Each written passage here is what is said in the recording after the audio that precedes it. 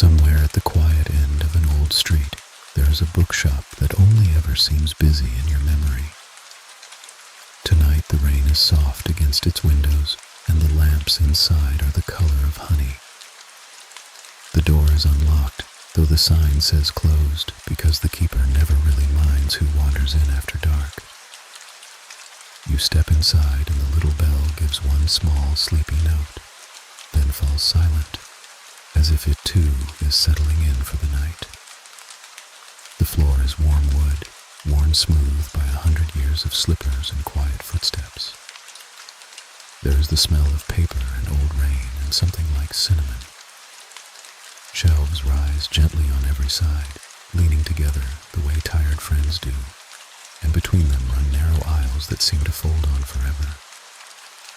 You do not need to choose a book. You do not need to do anything at all. A chair waits near the window, deep and soft, with a blanket folded over one arm. Outside, the street glistens under a single lamp, and no one passes. Inside, a kettle somewhere hums itself calm. You sit. The blanket is exactly the right weight. The rain keeps its steady, gentle rhythm, patient as breathing. Somewhere deep in the shelves, a page turns on its own, slow and unbothered, and the sound is not frightening at all, only the house getting comfortable. You let your shoulders drop.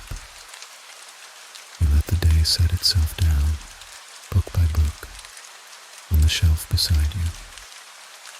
And the shop, quiet and kind, keeps you.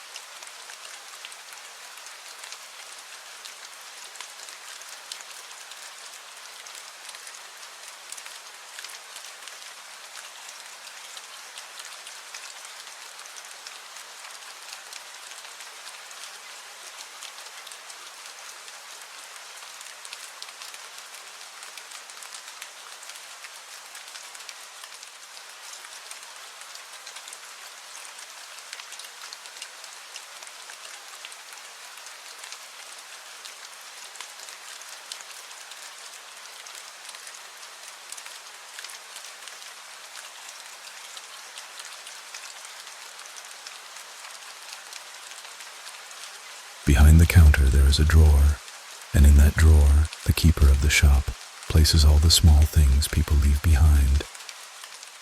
A single glove, a ticket stub, soft as cloth, a bookmark pressed from a leaf someone found on a good day years ago. The keeper is an old figure with slow hands and slower words, and their only work, they'll tell you, is remembering things gently so no one else has to carry them. Tonight they move along the aisles with a low lamp, straightening spines that don't really need straightening, humming something with no particular tune. You watch from your chair, half dreaming, and it soothes you the way watching a fire soothes you. Every so often the keeper stops, tilts their head, and returns a book to a slightly better home. There is no hurry in any of it. When they pass your chair, they simply nod, as if you have always been sitting there, as if you belong. And perhaps you do. The keeper opens the little drawer, adds today's small forgotten thing, you don't need to know what, and closes it again with a click as soft as a sigh. Nothing is lost here, they seem to say. Everything is only resting. The rain agrees. The lamps agree.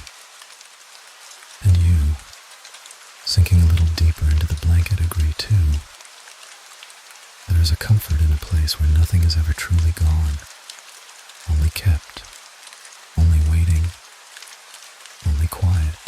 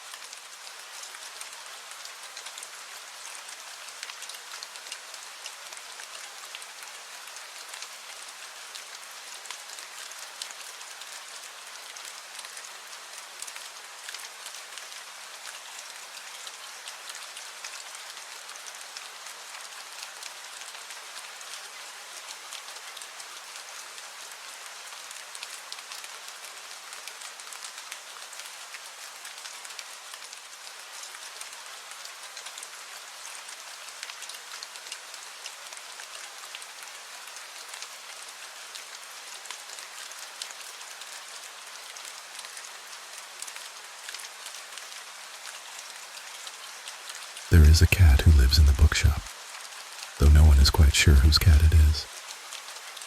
It is gray as chimney smoke, and it likes the windowsill best, where the rain light moves across its fur in slow silver ribbons. It is asleep now, or nearly, curled into a soft coil with one ear turned lazily toward the room.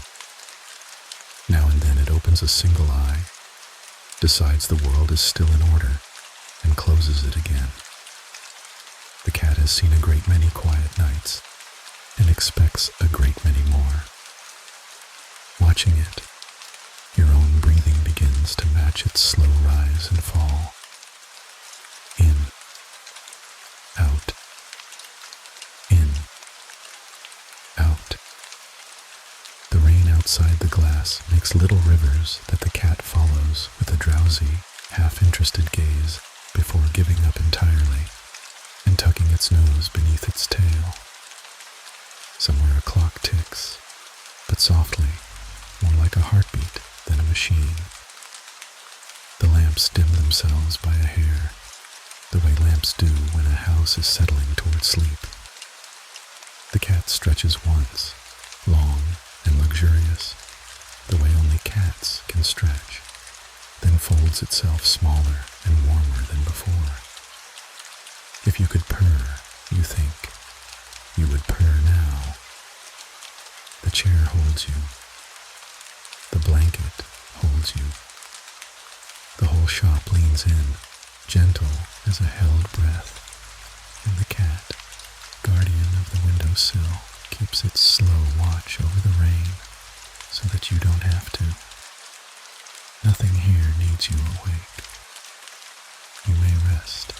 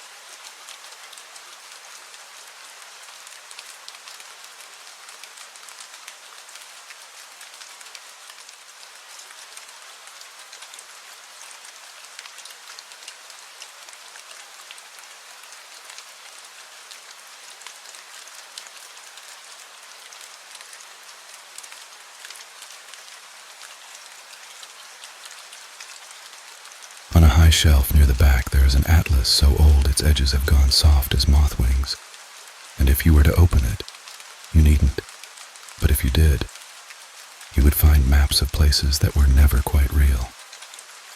Coastlines that curve like sleeping animals, islands shaped like commas, a country drawn entirely of gardens, and another made only of quiet harbors where the boats never leave because there is nowhere anyone needs to be.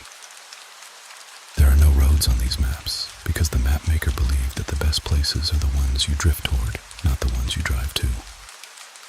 Tonight, sinking into the chair, you let your mind wander into that atlas the way warm water finds the low places. You follow a river that has no name to a lake that lies perfectly still. You cross a meadow at the pace of moving cloud shadow. There is no destination and no clock, and this, you realize, is the whole gift of the place. That arriving was never the point. The rain against the window sounds just now like a distant tide. The lamps are lower still.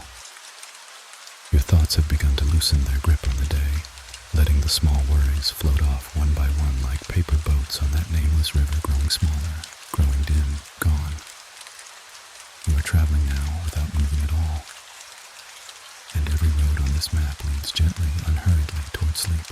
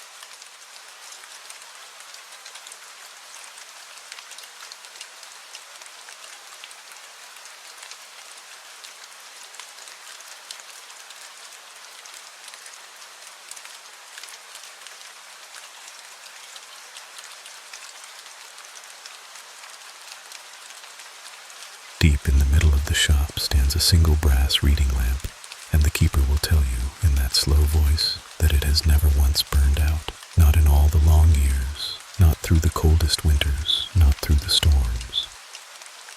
It is not magic, they'll say with a small smile. It simply knows it is needed, and things that are needed have a way of lasting. Its light is small and gold and steady, a warm coin of light in the middle of all that gentle dark, and it is under this lamp that the softest chairs are gathered.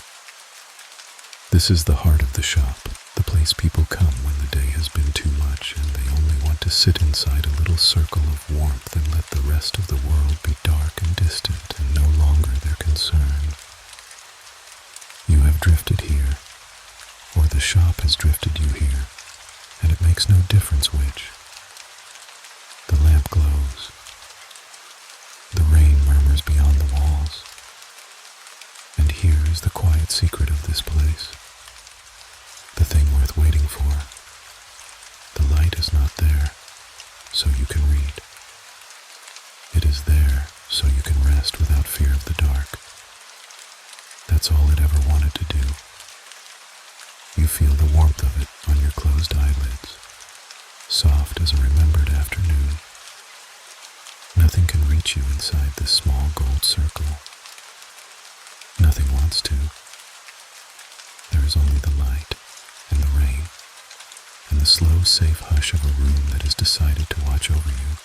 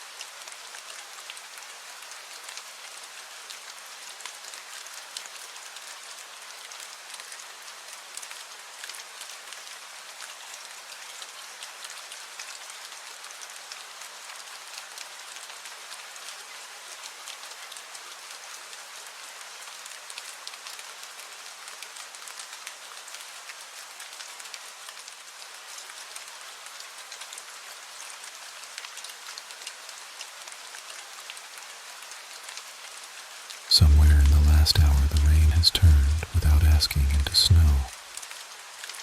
You notice it the way you notice things in the edges of a dream, not all at once but softly, as a change in the quality of the quiet. The little rivers on the glass have slowed and thickened and gone still, and now large slow flakes drift down through the lamplight outside, taking their time in no hurry to land. The street has gone from black and shining to soft and white, and every sound the world had left has been folded away beneath it. Snow does that. It tucks the whole town in.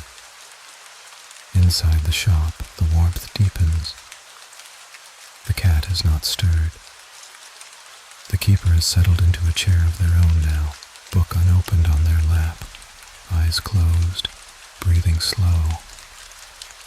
Even the lamps seem drowsy. You watch the flakes fall, and each one seems to carry a small piece of your remaining wakefulness gently down with it, laying it to rest on the quiet white street. There is nothing to finish. There is nowhere to be in the morning. That morning cannot wait for. The snow keeps falling, unhurried and endless and calm.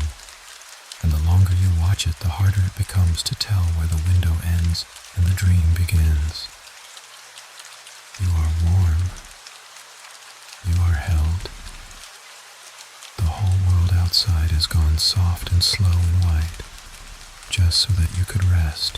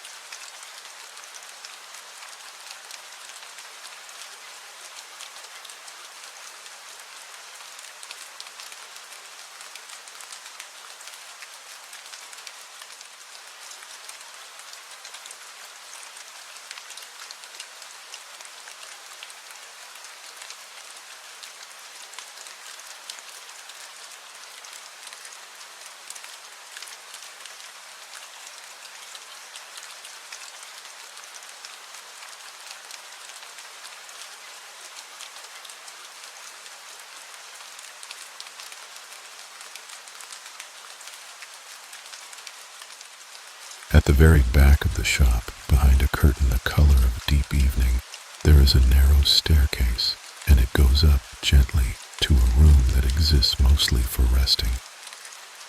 The keeper never sends anyone there. People simply find it on the nights they need it most. The stairs are carpeted and soft, and they climb so slowly that you barely notice the climbing. At the top there is a small room under the eaves, with a low-sloped ceiling and one round window, and beyond that window, only falling snow. The room holds nothing but a bed, and the bed is exactly as you would make it if you could make anything perfectly. The pillows deep, the covers warm and clean and just heavy enough to feel like being held. You lie down. Of course you do. Your body knows this room even if you've never seen it. The snow drifts past the round window in the endless patient way it has, and the shop below hums its small warm hum, and you are so far now from anything that ever asked anything of you. Your breathing has gone long and slow. Your thoughts move like the snow, softly and without direction, and you no longer bother to follow them. This is the room at the top of the quiet stairs, where the only thing anyone is asked to do is let go. And you are letting go. Feel how easy it is. Feel how far you've already drifted. There is nothing left to do tonight but sink.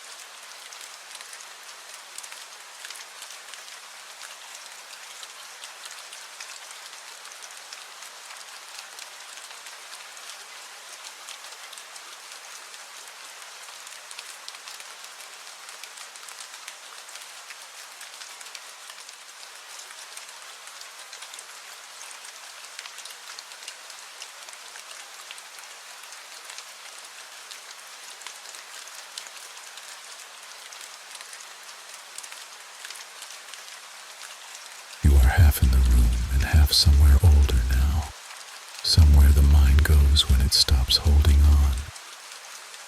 It might be the sea. It often is, at this hour. A wide, dark beach, warm night air, and a tide so slow and so gentle it seems to breathe in time with you. The waves come in, a long, hushed sound, softer than a whisper, and then they draw back, slower still, taking a little more of the day with them each time. In and out, in and out. You needn't picture it clearly. Blurred is better. Blurred is how dreams like to be. There is a warmth on your skin that could be the last of the lamplight or could be a remembered sun, and it no longer matters which, because you have stopped needing to know things. The sand is soft. The tide is patient. Somewhere very far behind you the little bookshop still glows in its snow, keeping its watch, but you have drifted past it now, out into the wide, slow dark, where the water rocks you, the way the oldest, kindest things have always rocked the tired to sleep. Each wave is quieter than the one before. Each breath is longer. You could not count them now if you tried, and there is no reason to try. Let the tide have the counting. Let it carry the last small weight of the day off into the dark, out past where you can follow, gone, gently gone.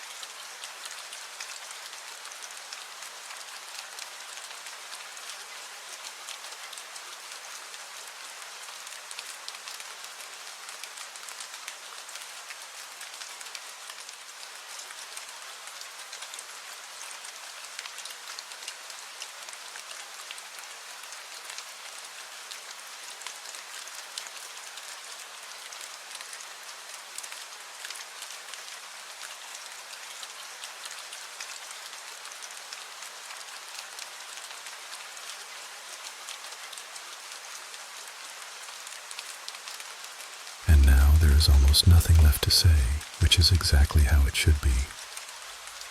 The bookshop is dark, but for the little brass lamp that never burns out, keeping its small gold watch. The cat sleeps. The keeper sleeps. The snow goes on falling in the empty street, soft and slow and endless, tucking the town in for the night.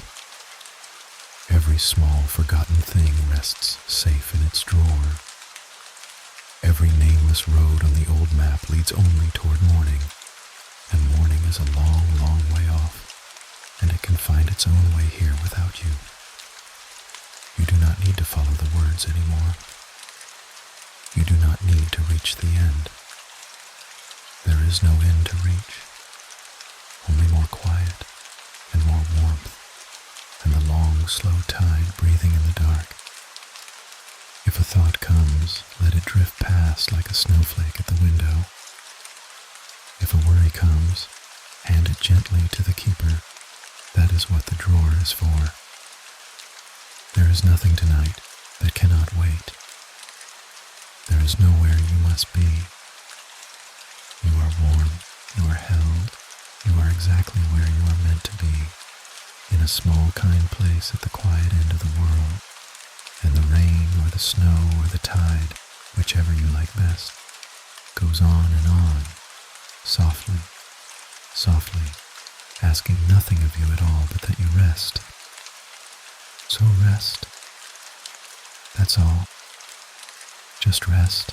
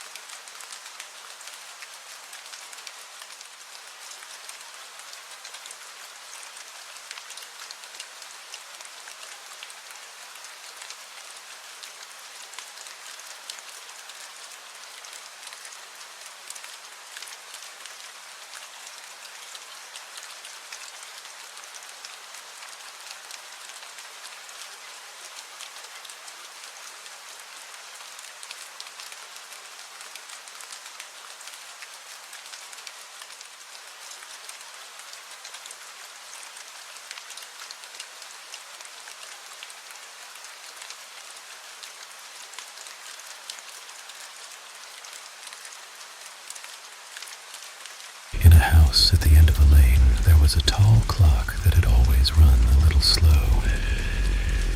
Nobody minded. When guests pointed it out, the old man who lived there would only smile and say the clock kept its own time, and its own time was kinder. Every evening he wound it with a small brass key, 3 gentle turns, no more, and the ticking would settle into the walls like a heartbeat the house had grown used to. Visitors often remarked how calm the place felt. They couldn't say why. It was only later they'd realize that inside that house everyone spoke more softly, moved more slowly, breathed a little deeper. The slow clock had taught them to. One winter a young woman stayed the night, unable to sleep in strange places. She lay listening to that unhurried tick, each one arriving just a fraction late, as if the clock were in no rush to spend the night. And somewhere in that patient rhythm she found her own breathing slowing to match it. The worries she'd carried up the stairs loosened their grip, one by one, like coats hung by a warm door. By morning she couldn't remember falling asleep at all. She only knew she'd slept the way she had as a child. Before she left, she asked the old man his secret. He handed her the little brass key.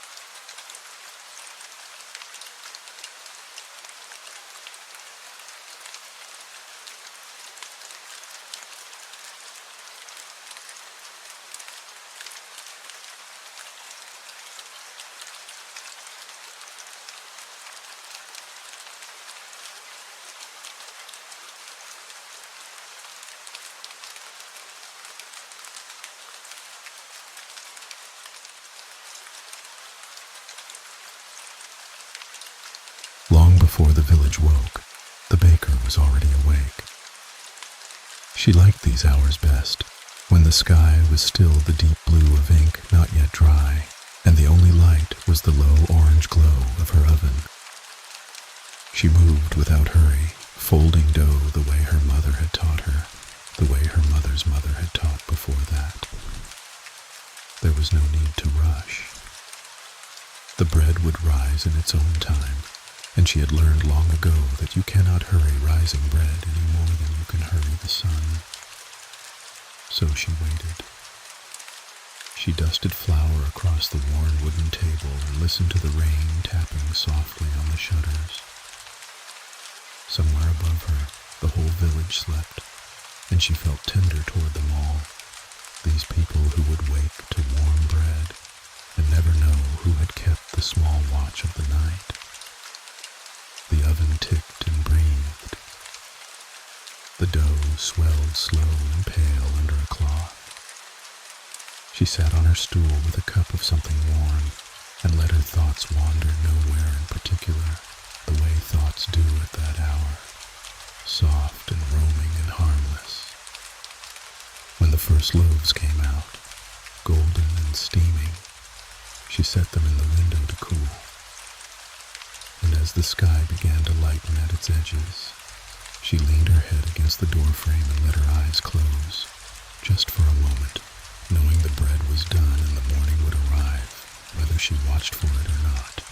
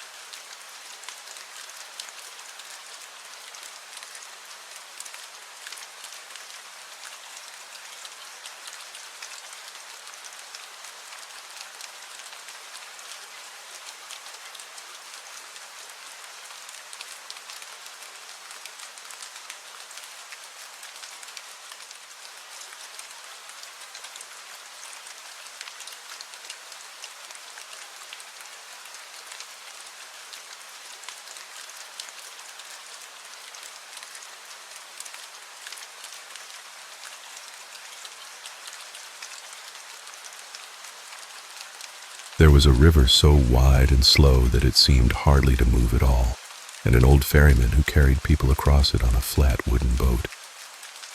He used a single long pole, pushing off the soft riverbed, and the crossing took as long as it took. Passengers who arrived in a hurry soon gave up hurrying. There was nothing to do on the water, but watch the mist drift over the surface and listen to the pole dip in and out, dip and lift, in a rhythm older than any of them. The ferryman rarely spoke. He'd made this crossing so many thousands of times that his body knew it better than his mind, and he could feel the far bank coming the way you feel sleep coming, without needing to look. On misty evenings, the two shores would vanish entirely, and the boat would seem to float in a soft gray nowhere, held by nothing but the gentle push of the pole and the patience of the river. Nobody was ever afraid. Something about the slowness made fear impossible. One traveler, weary from a long road, lay down on the boards and watched the mist pass overhead and felt, for the first time in weeks, that there was nowhere else he needed to be. The far bank would come. It always did. And until it did, there was only the water, moving so slowly it might have been standing still, carrying him gently across.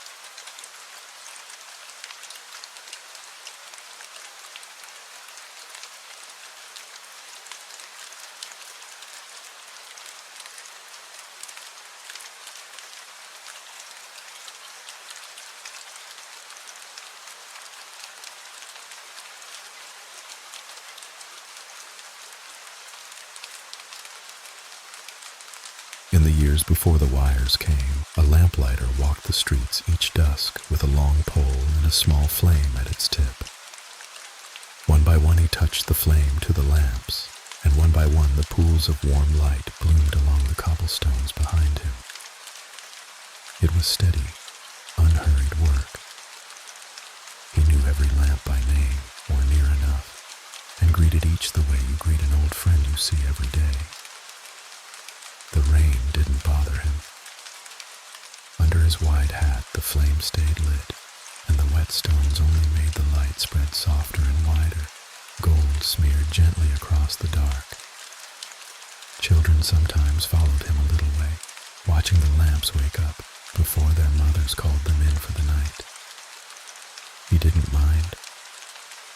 He liked the quiet after, when the street belonged only to him and the row of small flames he'd woken. Each evening the same lamps. Each evening the same slow round. There was a comfort in it he could never quite explain, this making of light against the dark, this small daily promise that the night would not be entirely without warmth. When his round was done, he'd stand at the top of the hill and look back at the whole glowing chain of it, every lamp lit, the village tucked in beneath its soft yellow blanket. Then he'd walk home along his own light, in no hurry at all, and the lamps would burn gently behind him until morning came to put them out.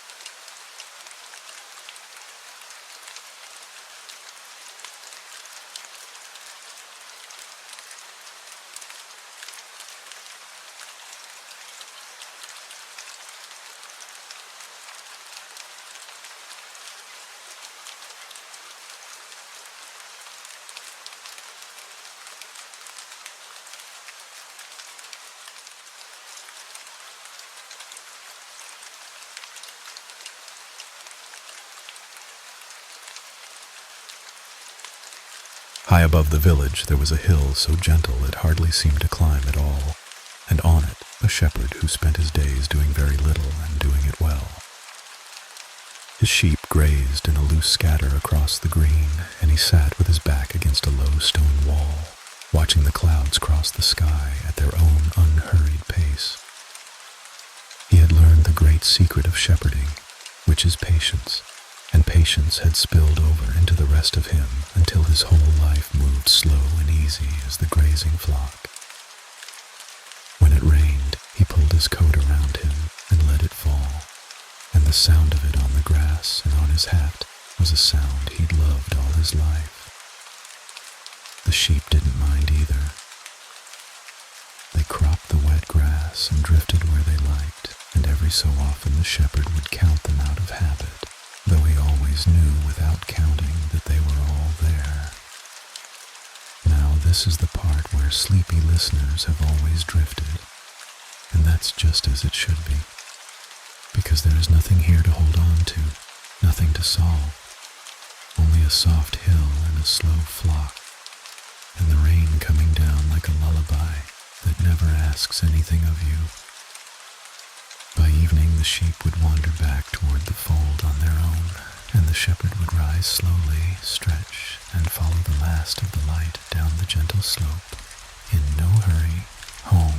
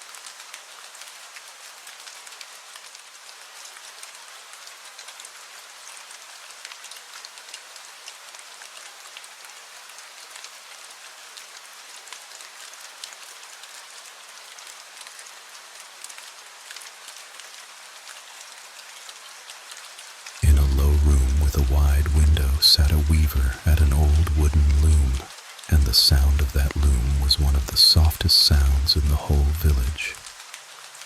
It was not a clatter, but a rhythm, the shuttle passing gently across, the treadle pressed slow, the threads settling into place one row at a time.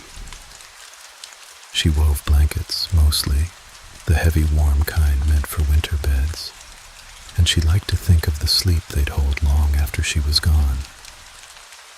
There was no rushing a blanket. Row by row it grew, so slowly you could hardly see it, and yet each evening there was a little more than there had been that morning.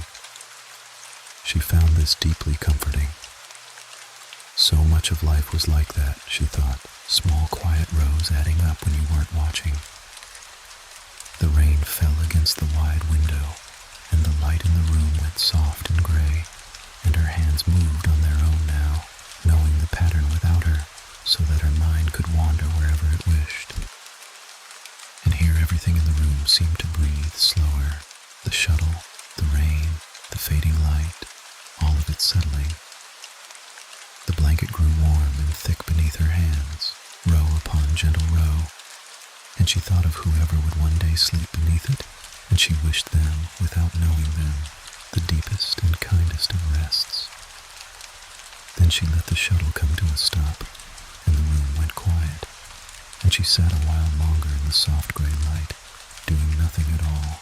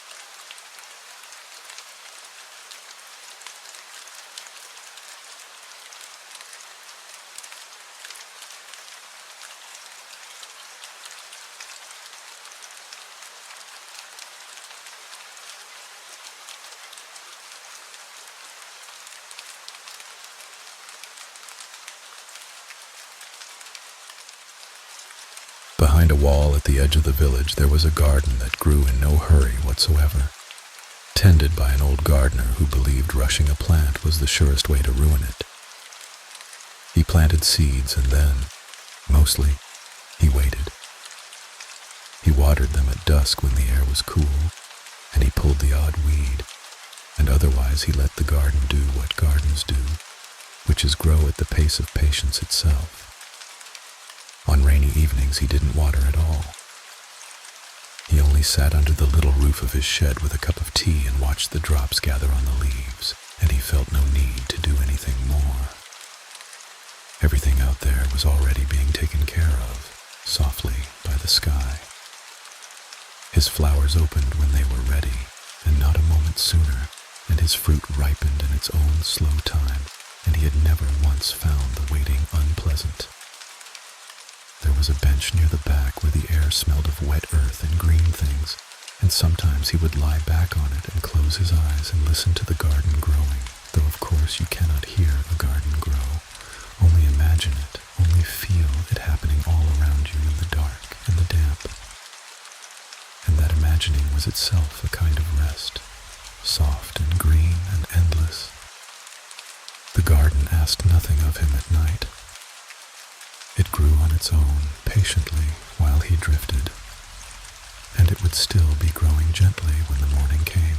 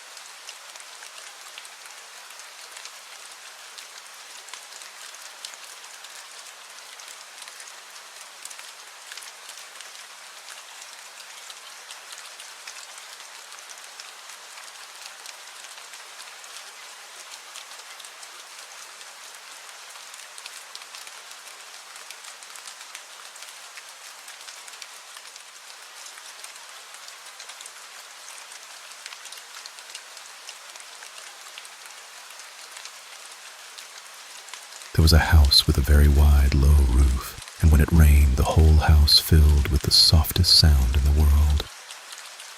The people who lived there had, over many years, come to sleep by it until they could hardly sleep without it, and on dry nights they almost missed it.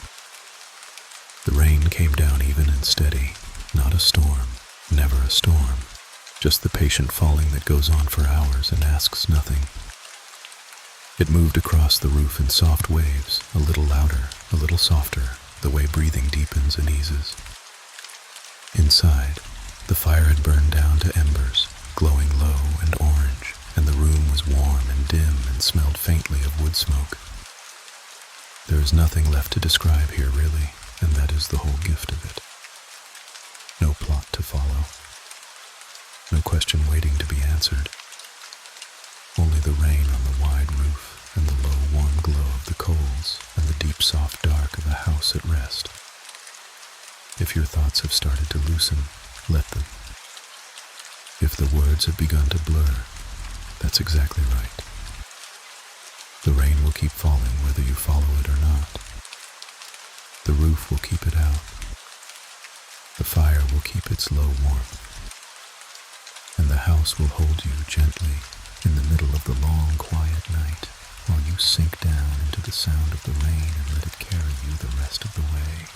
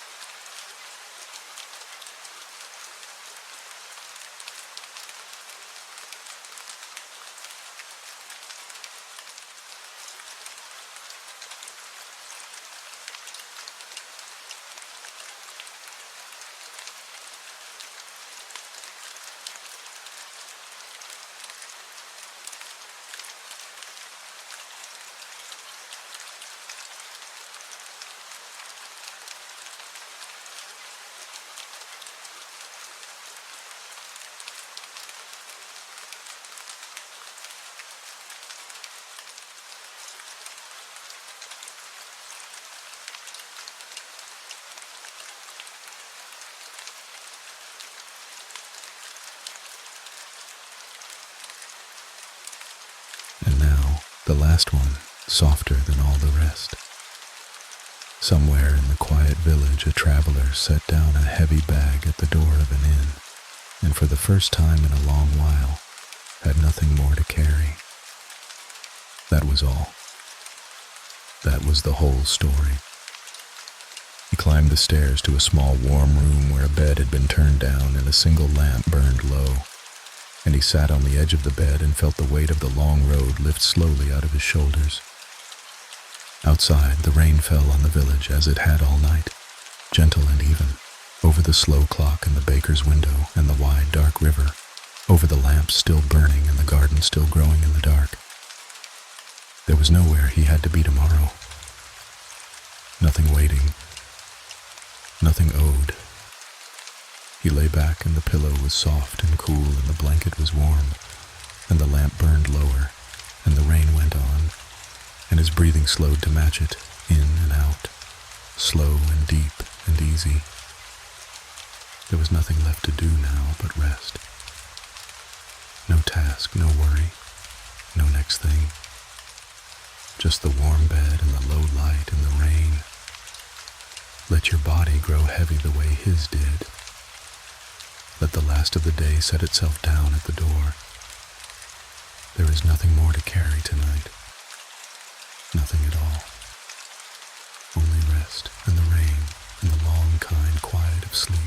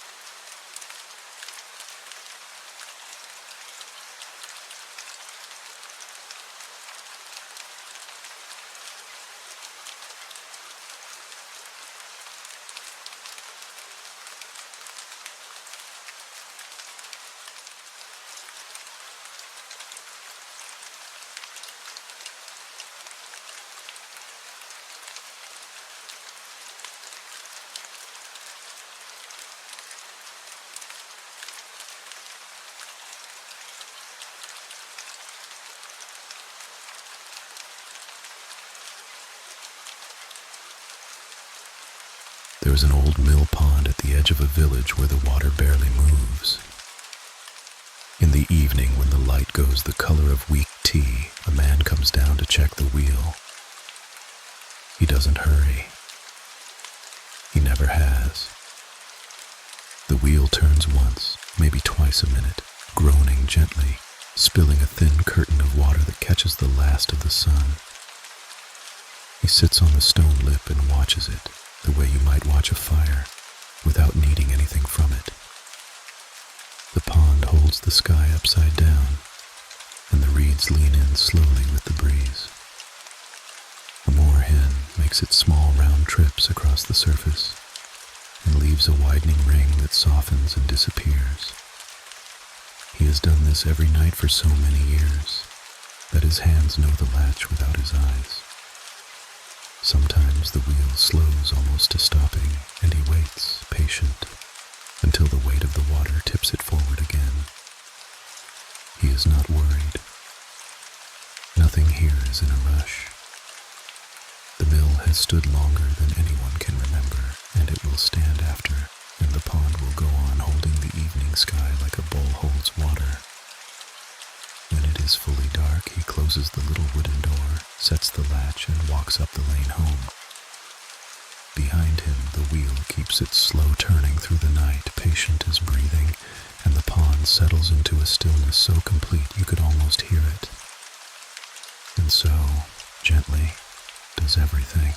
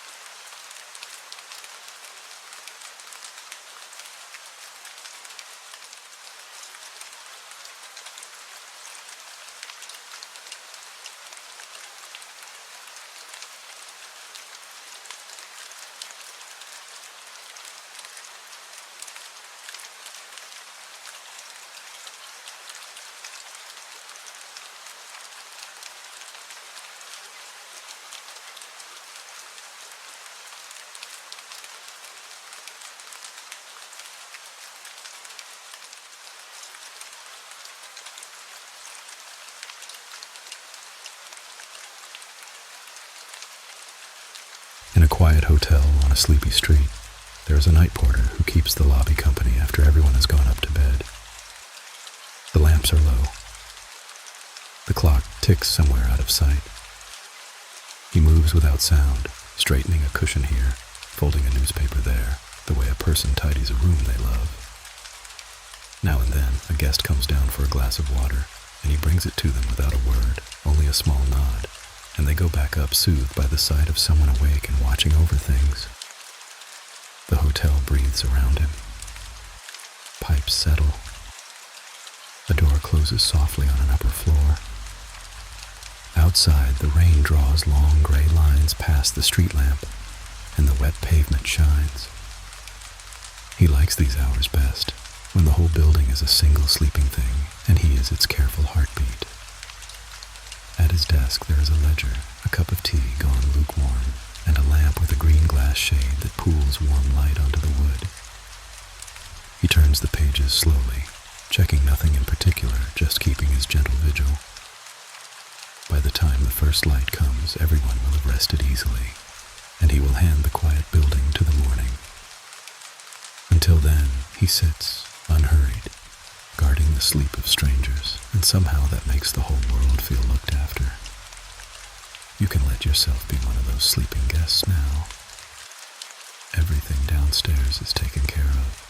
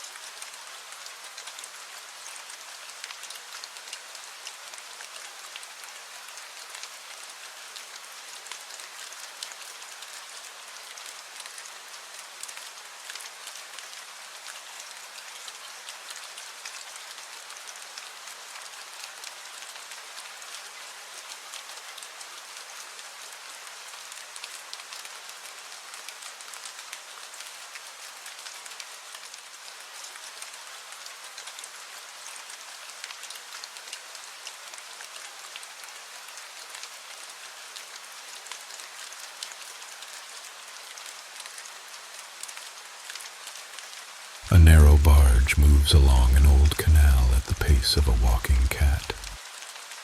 It carries nothing urgent. Some sacks of grain, a coil of rope, a kettle that swings gently on its hook. The man at the tiller leans easily, one hand resting, and lets the water do most of the work. On either side the towpath unspools, hedgerows heavy with the day's warmth, and the reflection of the boat slides along beside it like a patient companion. There is time for everything here. Time to watch a heron stand one-legged in the shallows and not startle. Time to duck slowly under a low stone bridge, the sound of the water changing to a soft echo and back again. The engine, if you can call it that, murmurs so low it might be the boat itself sighing. Every so often a lock appears, and the water lifts the barge gently, inch by inch, with no sense of effort, and then the gates swing and it drifts on. The evening comes down over the fields, the color of honey. A moth taps once at the lantern and wanders off. Somewhere a bell rings the hour and lets it go. The man doesn't count the miles. He'll tie up wherever the light fails, cook something simple, and sleep to the small slap of water against the hull.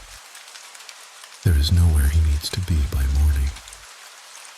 There is nowhere you need to be either. Just drifting, slow and easy, one soft length of water at a time.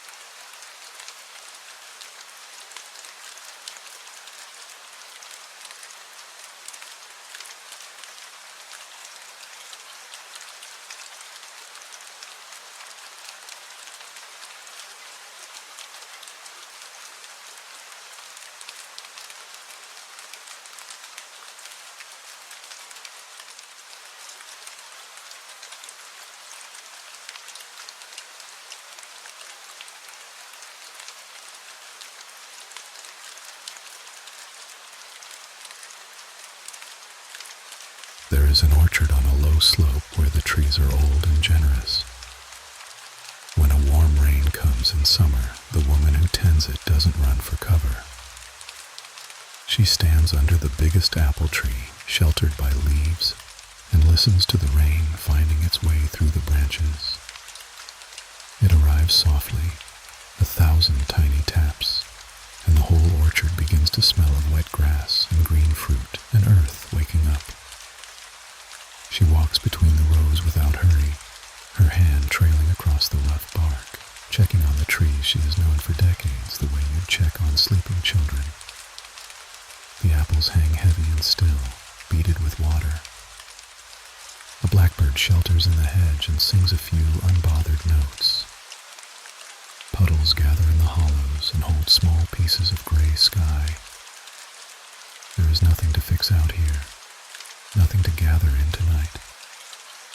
The rain will do the work of feeding the roots, and she only has to be present for it, to witness the slow, good thing that is happening. When the shower eases, the whole orchard drips and glistens, and the light through the clouds turns soft and pearly.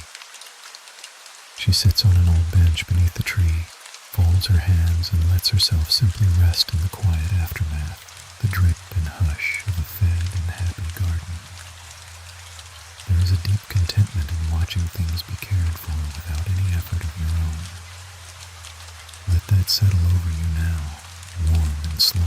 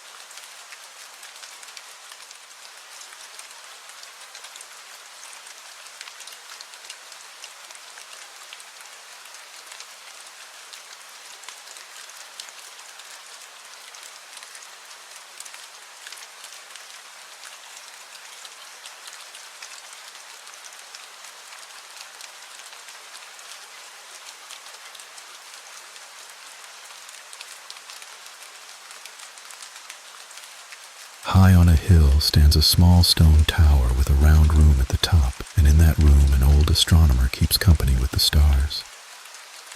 The dome is open a sliver to the night, and through it the sky turns very, very slowly, so slowly you'd never catch it moving unless you were patient the way he is.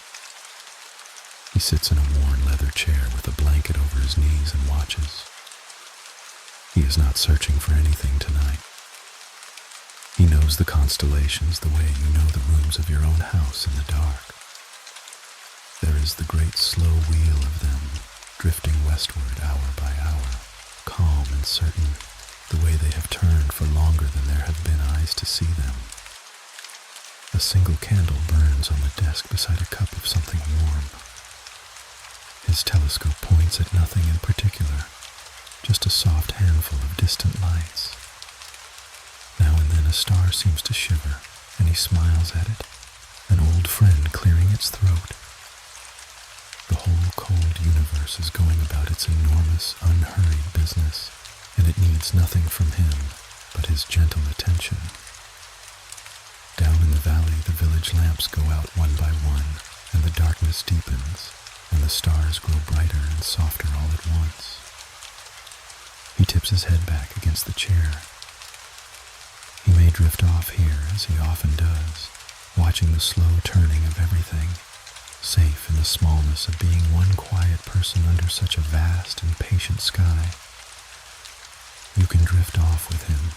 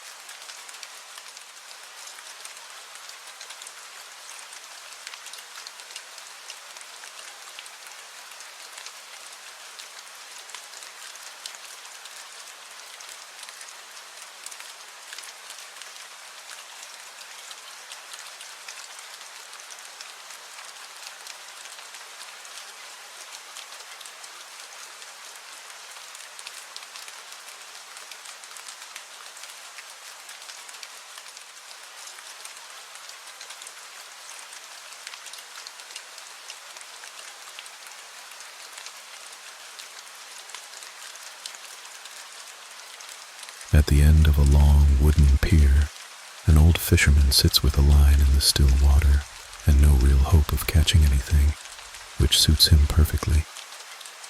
The lake is glass. The morning mist lies on it like a soft gray blanket, and the far shore is only a suggestion of trees. His rod rests in a notch he carved for it years ago, and his hands are free to hold a mug that steams into the cool air. He isn't here to catch fish. He's here to sit inside the quiet, to be part of the mist and the water and the slow lightening of the sky. A single drop falls from the tip of his rod every so often, and the ripple travels out so gently it barely disturbs the surface. Somewhere out in the mist, a fish jumps and lands with a soft sound, and the rings spread and fade, and everything is calm again. He breathes with the water.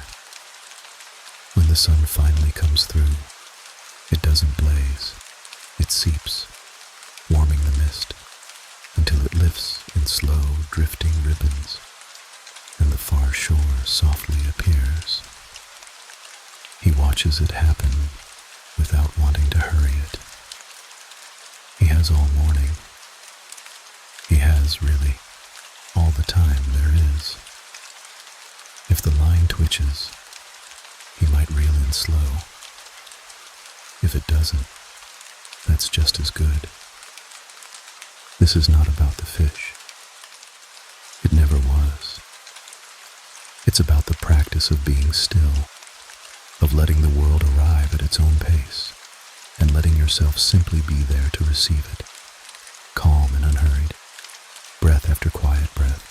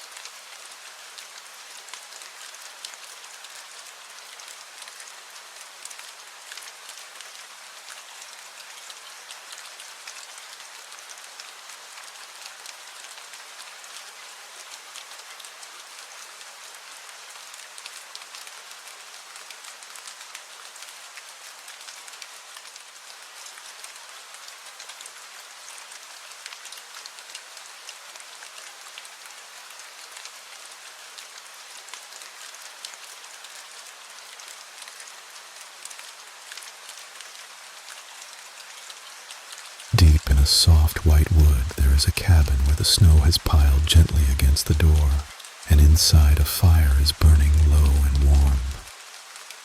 Whoever lives here is in no hurry to go anywhere.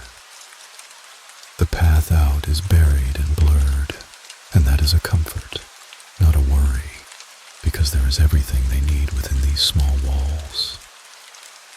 A kettle sits on the stove. A thick blanket is drawn up on the chair by the window.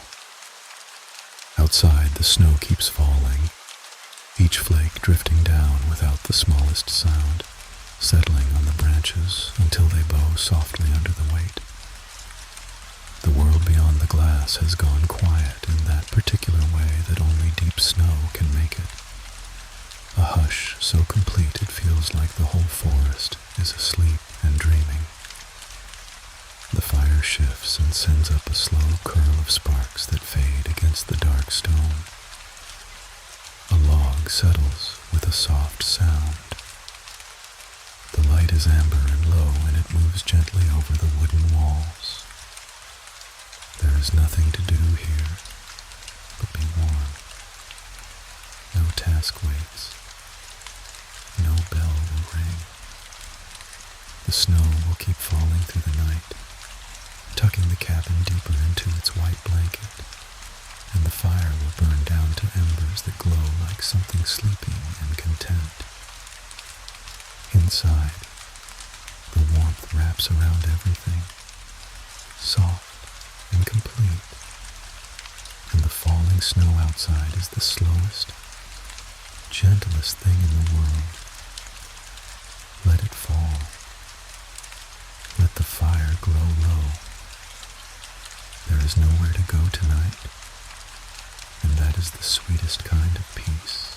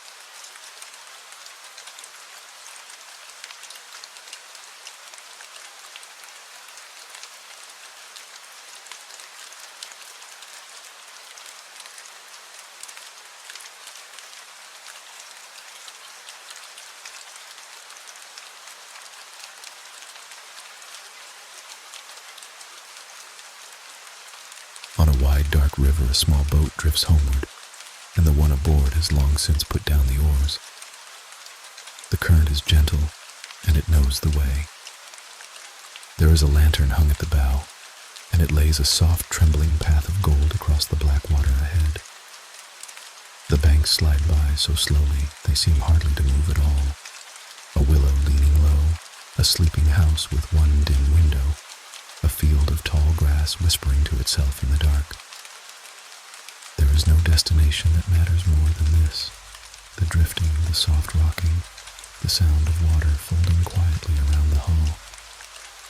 Overhead the stars are out, and they lie doubled on the surface, so that the boat seems to float through the middle of the whole calm sky. Now and then something dips beneath the water and rises again, gentle, unhurried, a fish or a dream, and the ripples spread out and smooth away. The lantern sways. The light breathes. The one in the boat has stopped watching for landmarks and simply lies back, letting the river carry everything. There is no effort left to make. The current does it all. Home is somewhere downstream, and it will arrive when it arrives, and until then there is only this endless, soft gliding through the dark and the reflected stars. Breathing slows. The rocking is the oldest comfort there is. Let the river take you now, gentle mile after gentle mile, close closer and closer to sleep with every quiet turn.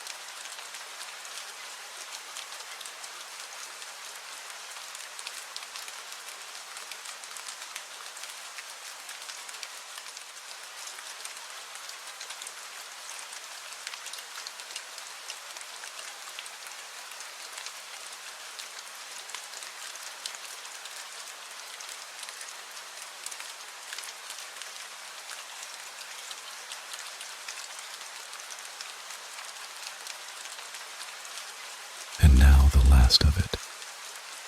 Somewhere the rain is still falling, soft and even on a wide roof, and there is nothing left to do, and nowhere left to go. Every task of the day has been set down. Every worry has been carried as far as it needs to go and then laid gently in the corner to wait for morning, which is a long way off and no concern of yours right now. The room is dark and warm. The rain keeps its slow, steady rhythm, the oldest lullaby there is, asking nothing, promising nothing, just present, just enough. Your breathing has grown long and slow all on its own. The mill wheel is still turning somewhere, slow. The lantern is still glowing on the water. The snow is still falling. The astronomer is still watching his quiet stars. All those gentle places are folding together into one soft dark, and you are drifting down into the middle of it, weightless, held, safe. There is nothing to finish, nothing to solve, nothing to hold on to.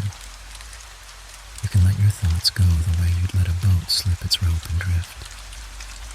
No need to follow it, no need to call it back. The rain will keep on falling long after you've gone under, keeping its patient watch over your sleep. So let go now. Sink into the warm dark. Let the last words blur and the rain carry the rest. There is nothing left but the dark and the rain, and both of them are gentle, and both of them are yours.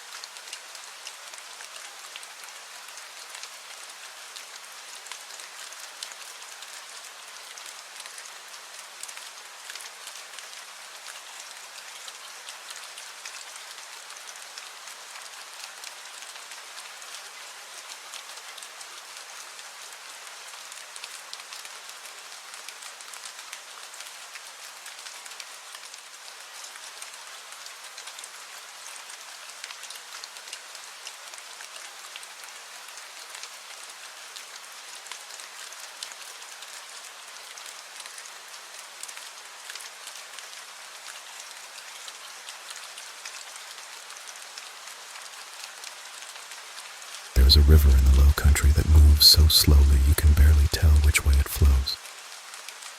And on that river works a boatman who has never once been in a rush. His boat is flat and wide, painted the soft green of old moss, and each evening he pulls it from one bank to the other, carrying whoever happens to be waiting. He knows there is no schedule. The river does not keep time, so neither does he. When you step aboard, he simply nods, and the boat leans a little under your weight, and then rights itself, and you are moving. The water folds quietly around the pole. Reeds brush the side with a soft, papery sound. Somewhere a frog begins, then thinks better of it, and goes quiet again.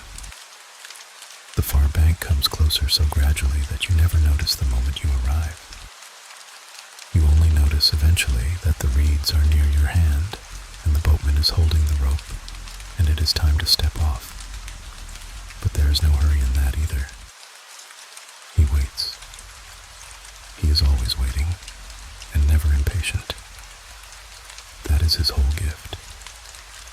As you walk up the slope into the soft dark, you look back once and see him already pushing off again, unhurried, into the middle of the slow water where the last light is settling like silt to the bottom of the river. And you feel, without quite knowing why, that everything will be carried where it needs to go in its own quiet time.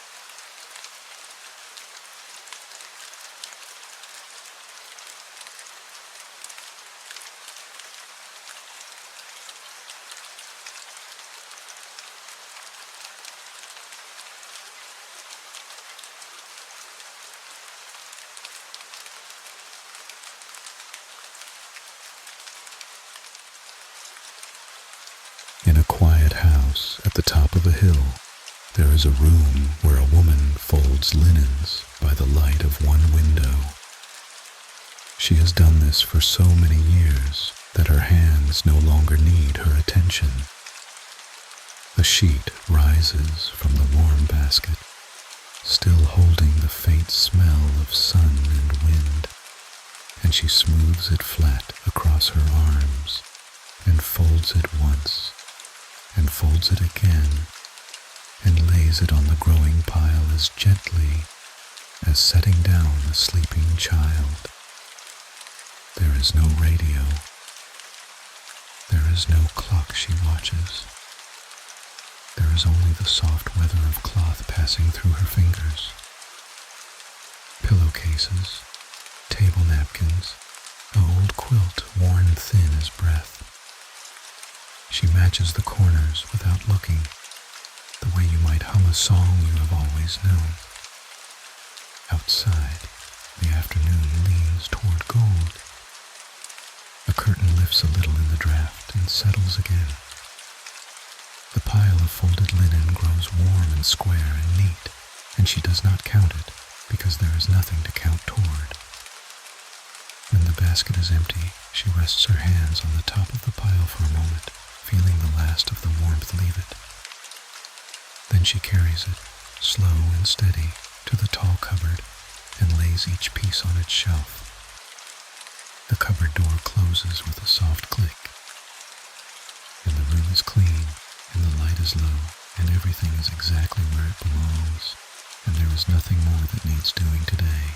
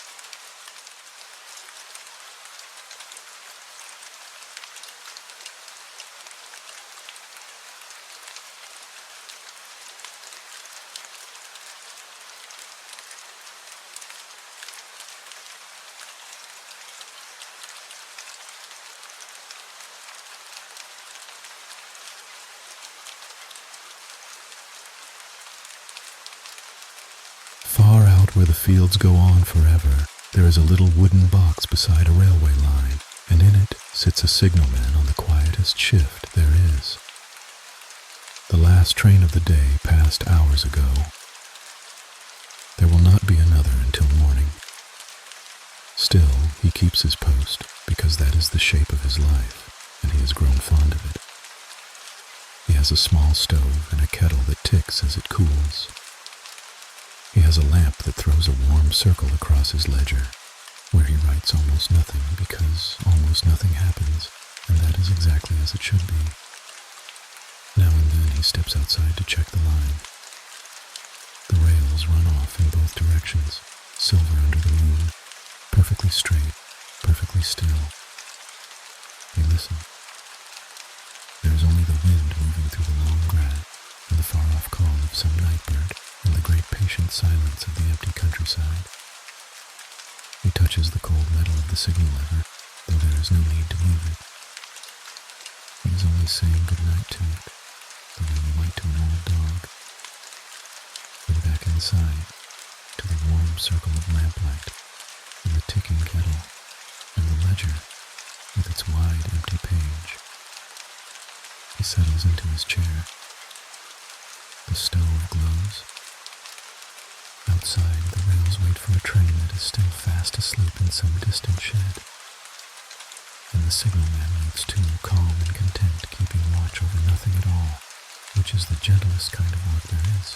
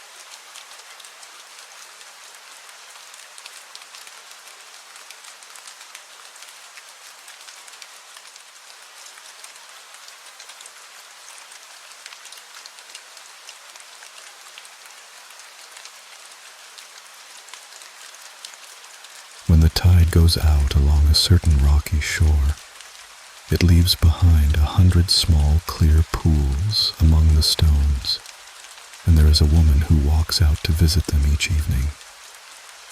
She is not looking for anything. She simply likes to see how the day has arranged them. She crouches by the first pool and watches the water hold perfectly still, a little bowl of sky set into the rock. A tiny crab considers her from beneath a ledge and decides she is no trouble. An anemone opens its soft green fingers in the last of the light. She moves to the next pool and the next, unhurried, her boots making soft, wet sounds on the weed-slick stone. The sea has pulled far back, and the sand between the rocks is smooth and gleaming, printed only by her own slow footsteps and the tracks of shorebirds gone home to roost. The air smells of salt and cool, clean stone. Somewhere behind her the sea breathes in its sleep, a long, slow sound with no beginning and no end.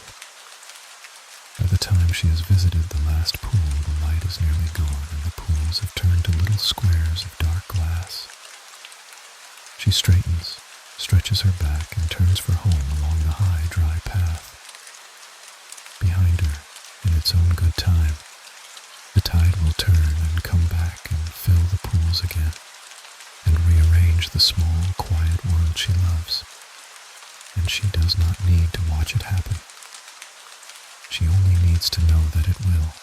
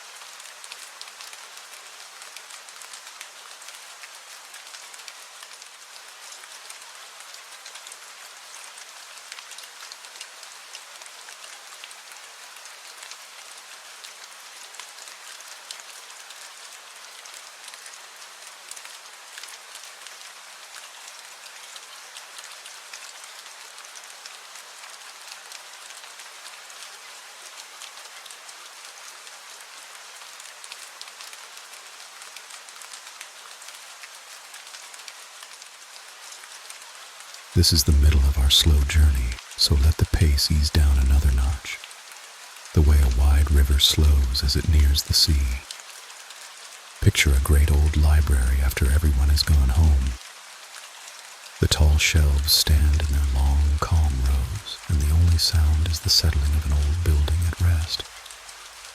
At the far end, one lamp is still lit, green-shaded, throwing a soft pool of light across a wide wooden table. A caretaker moves among the shelves, not reading, only tidying, sliding a stray book back into its gap, straightening a chair, letting his fingers trail along the worn spines of 1,000 quiet stories that have all, for now, gone to sleep. Here is the small, surprising thing he has learned in all his years among the books. The library is never more alive than when it is empty. When the readers are gone, he says, you can finally feel all the stories breathing at once, 10,000 of them, resting side by side in the dark, patient as seeds. He reaches the last lamp. He rests his hand on its warm brass switch, but he does not turn it off yet. He stands a moment in the hush, letting the whole vast quiet room hold him. Then, gently, the click. The green light fades, and the shelves settle into a darkness that is not empty at all, but full of every quiet story ever set down, all of them sleeping soundly, waiting without worry for the morning and the light, and the turning of the very next page.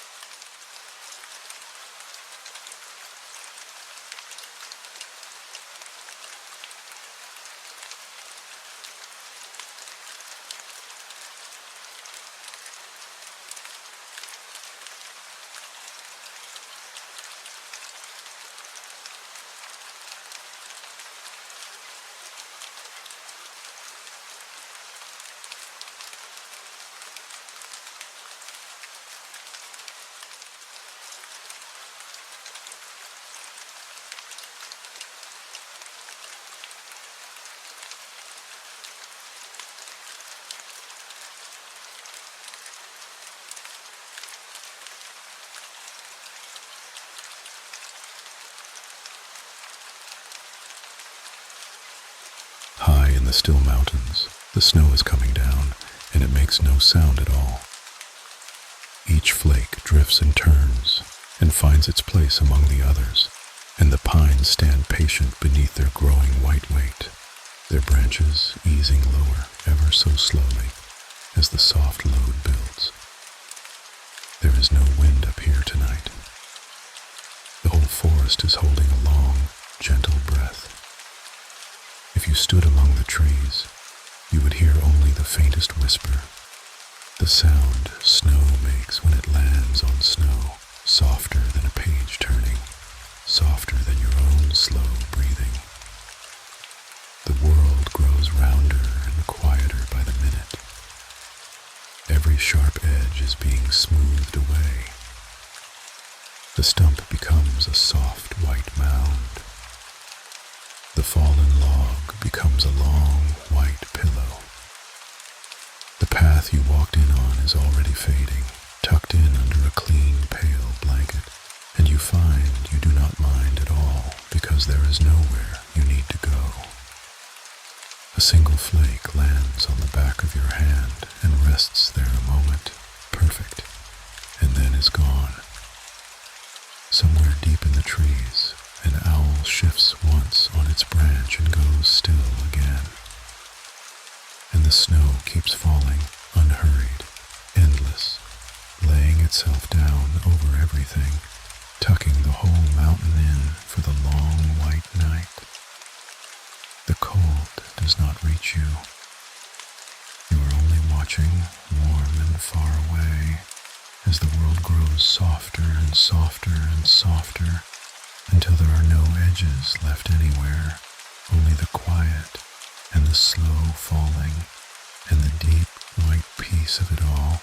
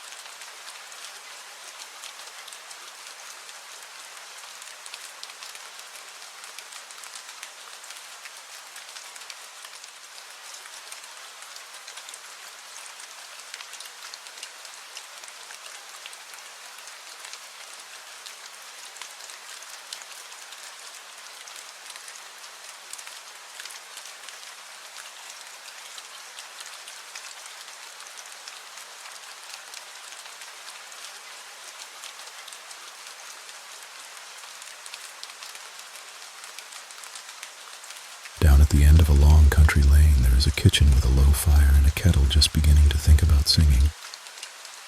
The evening has gone soft and blue outside the window, but in here it is amber and warm. There is bread on the board under a clean cloth, and a bowl of apples going gently wrinkled and sweet, and a cat asleep on the chair by the hearth, so deeply asleep that its paws twitch after some slow dreamed mouse. Someone moves about the room, doing the small last tasks of the day. A cup wiped and hung on its hook. A crumb swept from the table into a cupped hand. The fire fed one last small log, which catches with a soft sigh and a curl of light. There is nothing urgent here. There has never been anything urgent here. The clock on the shelf ticks so slowly it seems half asleep itself. Outside, the last bird gives up its song, and the lane goes dark and still, and the only light for a mile in any direction is this one warm window glowing at the end of the world. The kettle finds its low, soft note at last, and is lifted off before it can rise into a whistle. Tea is poured. The chair is drawn close to the fire, and the whole small, warm room settles around that one point of quiet contentment, the fire ticking down, the cat dreaming on, the night keeping its distance beyond the glass, while inside there is nothing left to do but sit and be warm and let the evening go.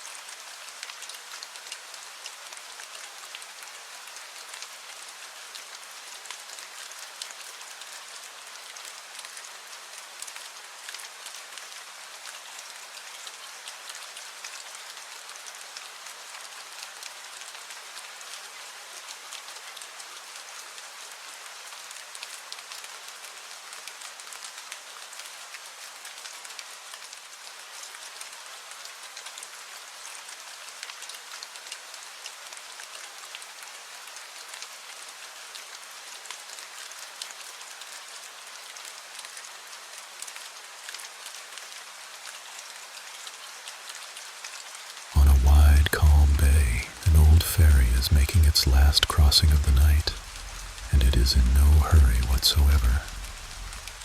Its engine turns over deep and slow, a sound you feel more than hear, a low, steady heartbeat beneath the deck.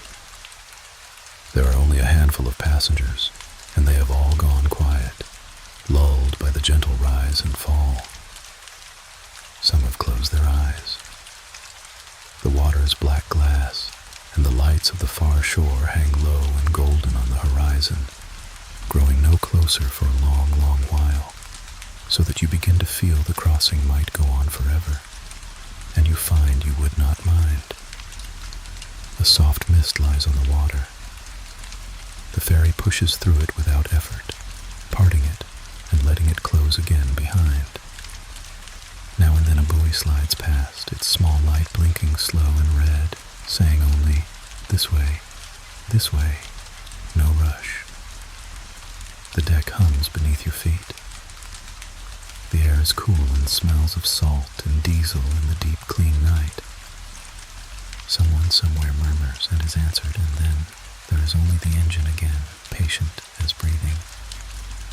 Little by little, so gently you never mark the moment, the far lights begin to lift and spread and separate into windows and doorways and a dock with a single lamp waiting. The engine eases lower still. The ferry glides the last of the way on nothing but its own slow weight, and touches the dock so softly it is barely a touch at all, and everything is still, and you have arrived, safe and unhurried, at the quiet shore.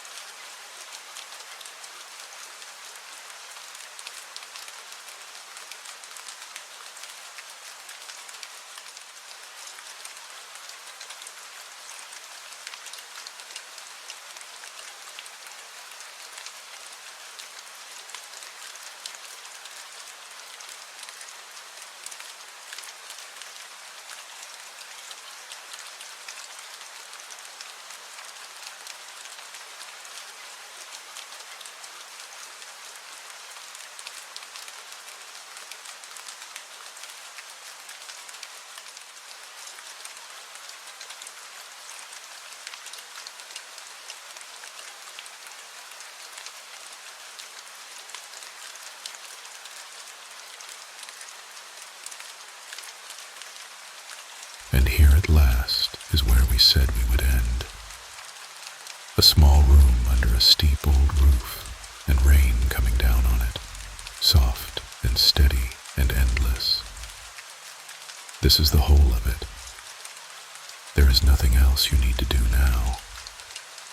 You are dry, and you are warm, and the rain has settled into that long, even rhythm that asks nothing of anyone, pattering on the shingles just above your head, running in gentle threads down the dark glass of the window. The room is dim.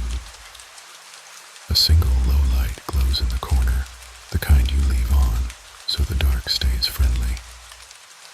The blanket is heavy and warm across you.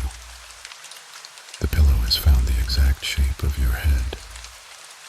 And the rain goes on, drumming its slow, soft song against the roof, and every drop is one more thing you do not have to carry, falling away into the ground, gone, forgotten, forgiven.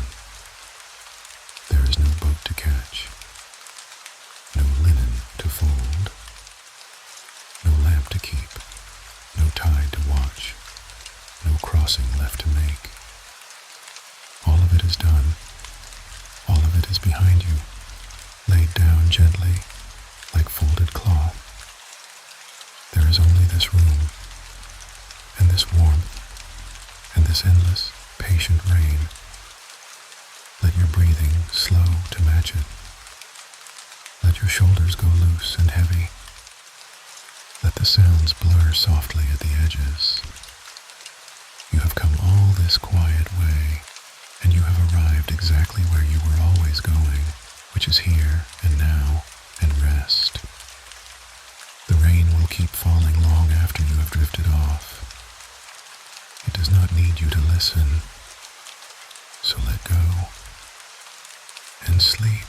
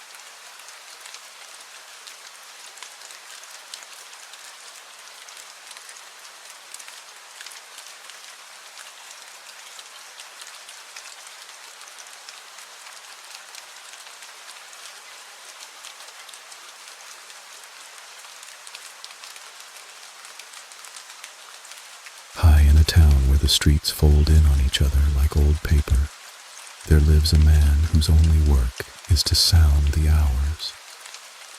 He is not young, and he moves the way rain moves down a window pane, unhurried, certain, gathering slowly toward the low bell at his side.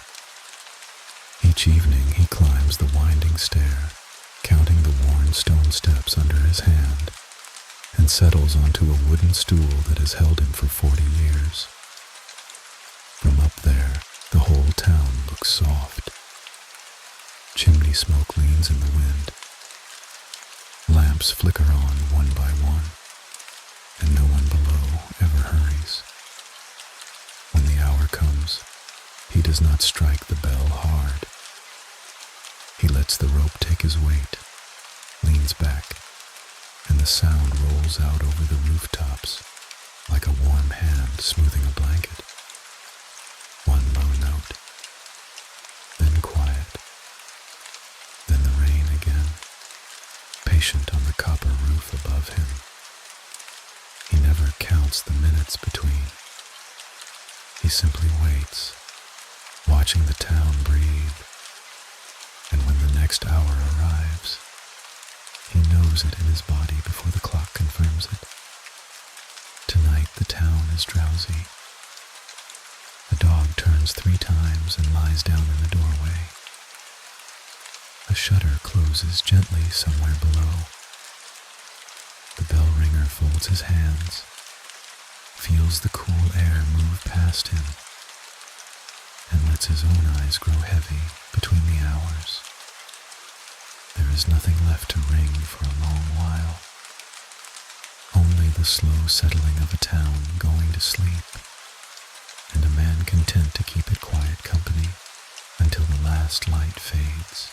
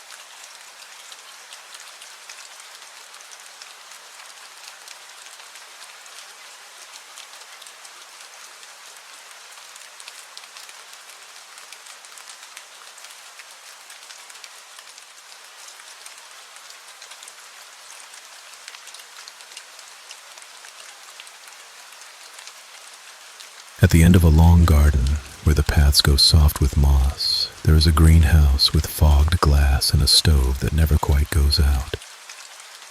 The keeper comes here in the evenings, not to work, only to check that everything is warm enough for the night. She carries a small watering can and a candle, and the light throws slow shapes across the leaves. The rain taps the glass from every side, a sound so even it becomes a kind of silence. She moves down the rows without hurry.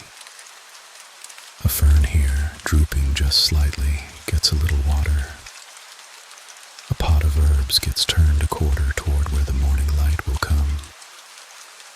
The air is thick and green and smells of wet earth, and it wraps around her like something remembered from childhood. She hums, low, a tune with no beginning and no end. In the far corner, the stove ticks as it cools. Steam gathers on the panes and runs down in thin silver lines. She sits at last on an old bench worn smooth, sets the candle on the sill, and simply watches the drops trail their long, slow paths. There is no clock in here. There is nothing to finish. The plants breathe their slow green breath and she breathes with them. When the candle burns low, she does not relight it. She lets the dark come in gently, still warm from the stove, and the rain keeps its soft, even count against the glass, and everything in the greenhouse settles a little deeper toward morning.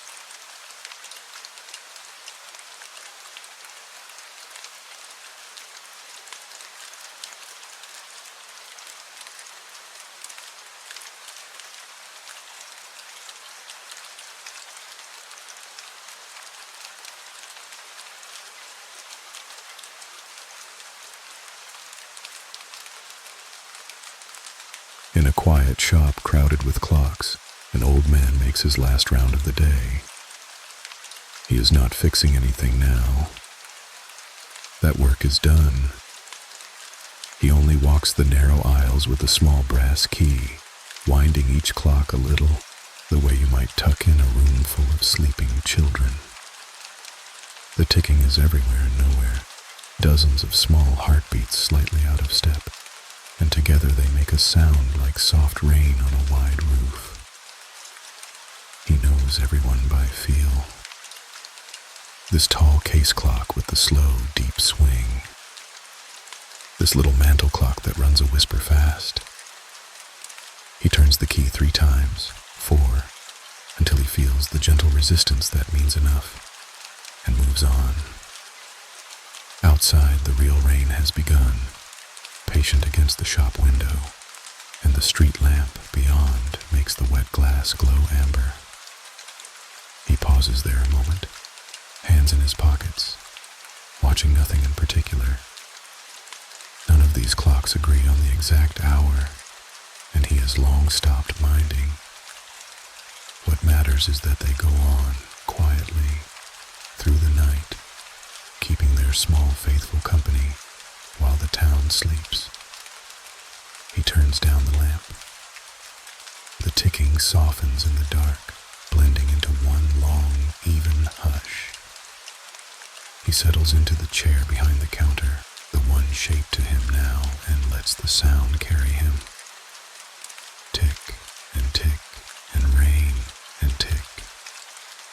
Slower than his thoughts, slower than his breath. And somewhere in that gentle overlapping rhythm, without deciding to, he begins to drift.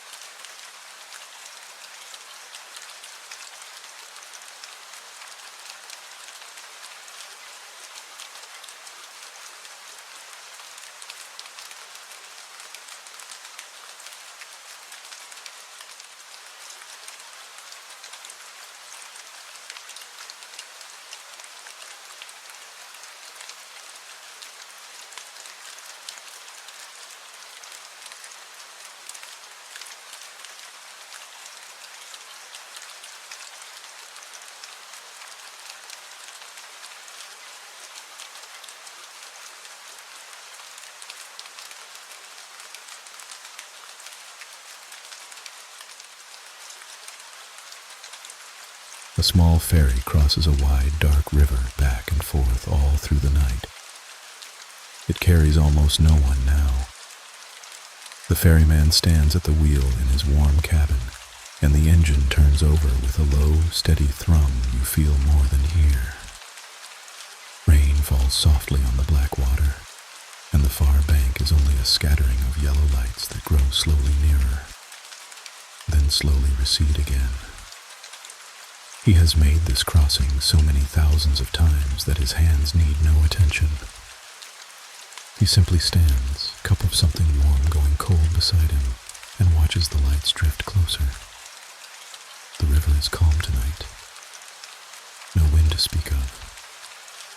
The ferry parts the water gently, and the ripples fan out and vanish into the dark. Now and then a lone gull settles on the rail, folds itself against the rain, and rides along for a while before lifting off again. There is a rhythm to it all that asks nothing of him. Cast off. Cross. Arrive. Wait. Cast off again. The bell that signals departure is muffled by the wet air, more suggestion than sound. He likes the middle of the river best, that long stretch where both banks are far and the water is wide and the engine hums its single patient note. Out here there is only the crossing itself, endless and unhurried, the lights ahead and the lights behind, and the soft rain finding the water. He leans on the wheel. The far shore comes closer in its own time, taking as long as it likes.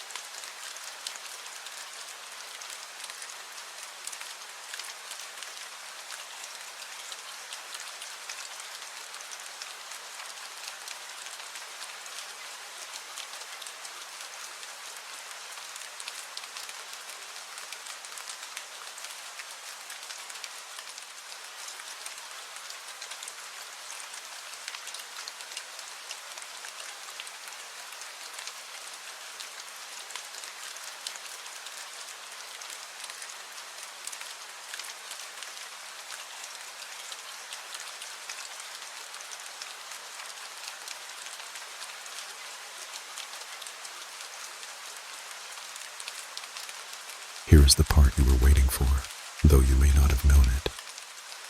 Everyone imagines a lighthouse keeper as someone always watching, always straining against the dark for ships in trouble.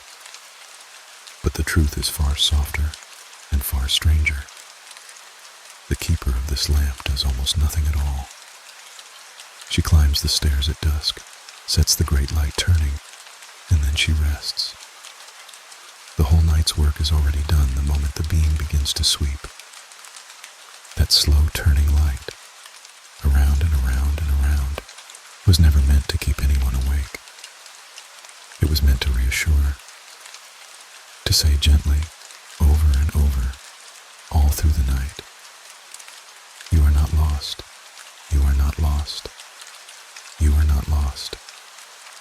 She sits in the round glass room at the top with a blanket over her knees, and the beam passes over the sea and comes back, passes and comes back, and the rain draws long, soft lines on the glass. The rhythm of it is the oldest lullaby there is. Sailors far out on the black water feel it too, that steady pulse of light telling them the shore remembers them, that someone is keeping watch so they don't have to. And the strange, lovely secret is that the keeper herself often dozes in her chair, trusting the light to do its quiet work without her. It needs no watching. It only needs to turn. So she lets her head rest back, and the beam sweeps on, faithful and slow, and the rain keeps time, and she drifts, and the light keeps everyone safe anyway.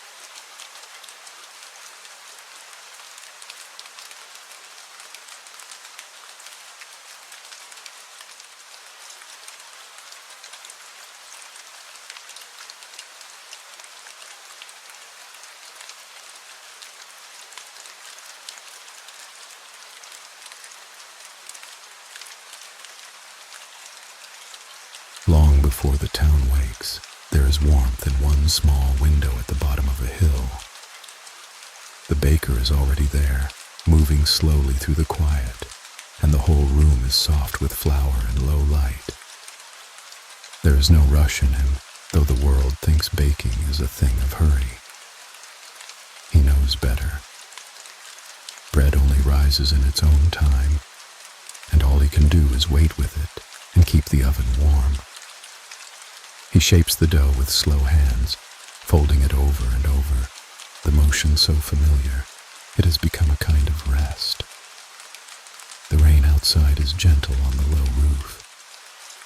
The oven breathes its warm breath into the room. He sets a tray to prove near the heat and leans against the worn wooden table, watching the dough swell in its own slow way. Nothing here is loud. The scrape of a bowl, the tick of the cooling rack, the soft sigh of the oven door. Steam clouds the window and turns the street lamp outside into a warm smudge of gold. He wipes his hands, pours himself a little something warm, and sits on the stool in the corner where he always sits. There is a long wait now before the first loaves are ready, and he has learned to love the waiting most of all. The room holds its heat.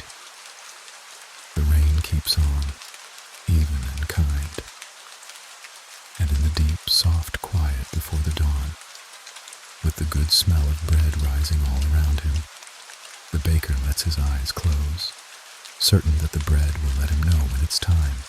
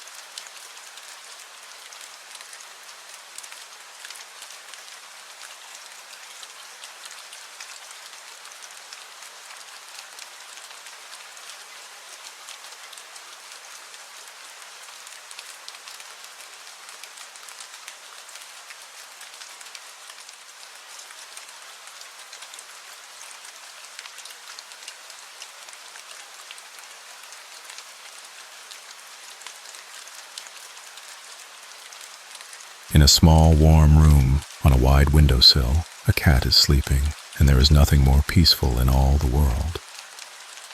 The rain moves down the glass just beyond its nose, and the cat does not mind it at all.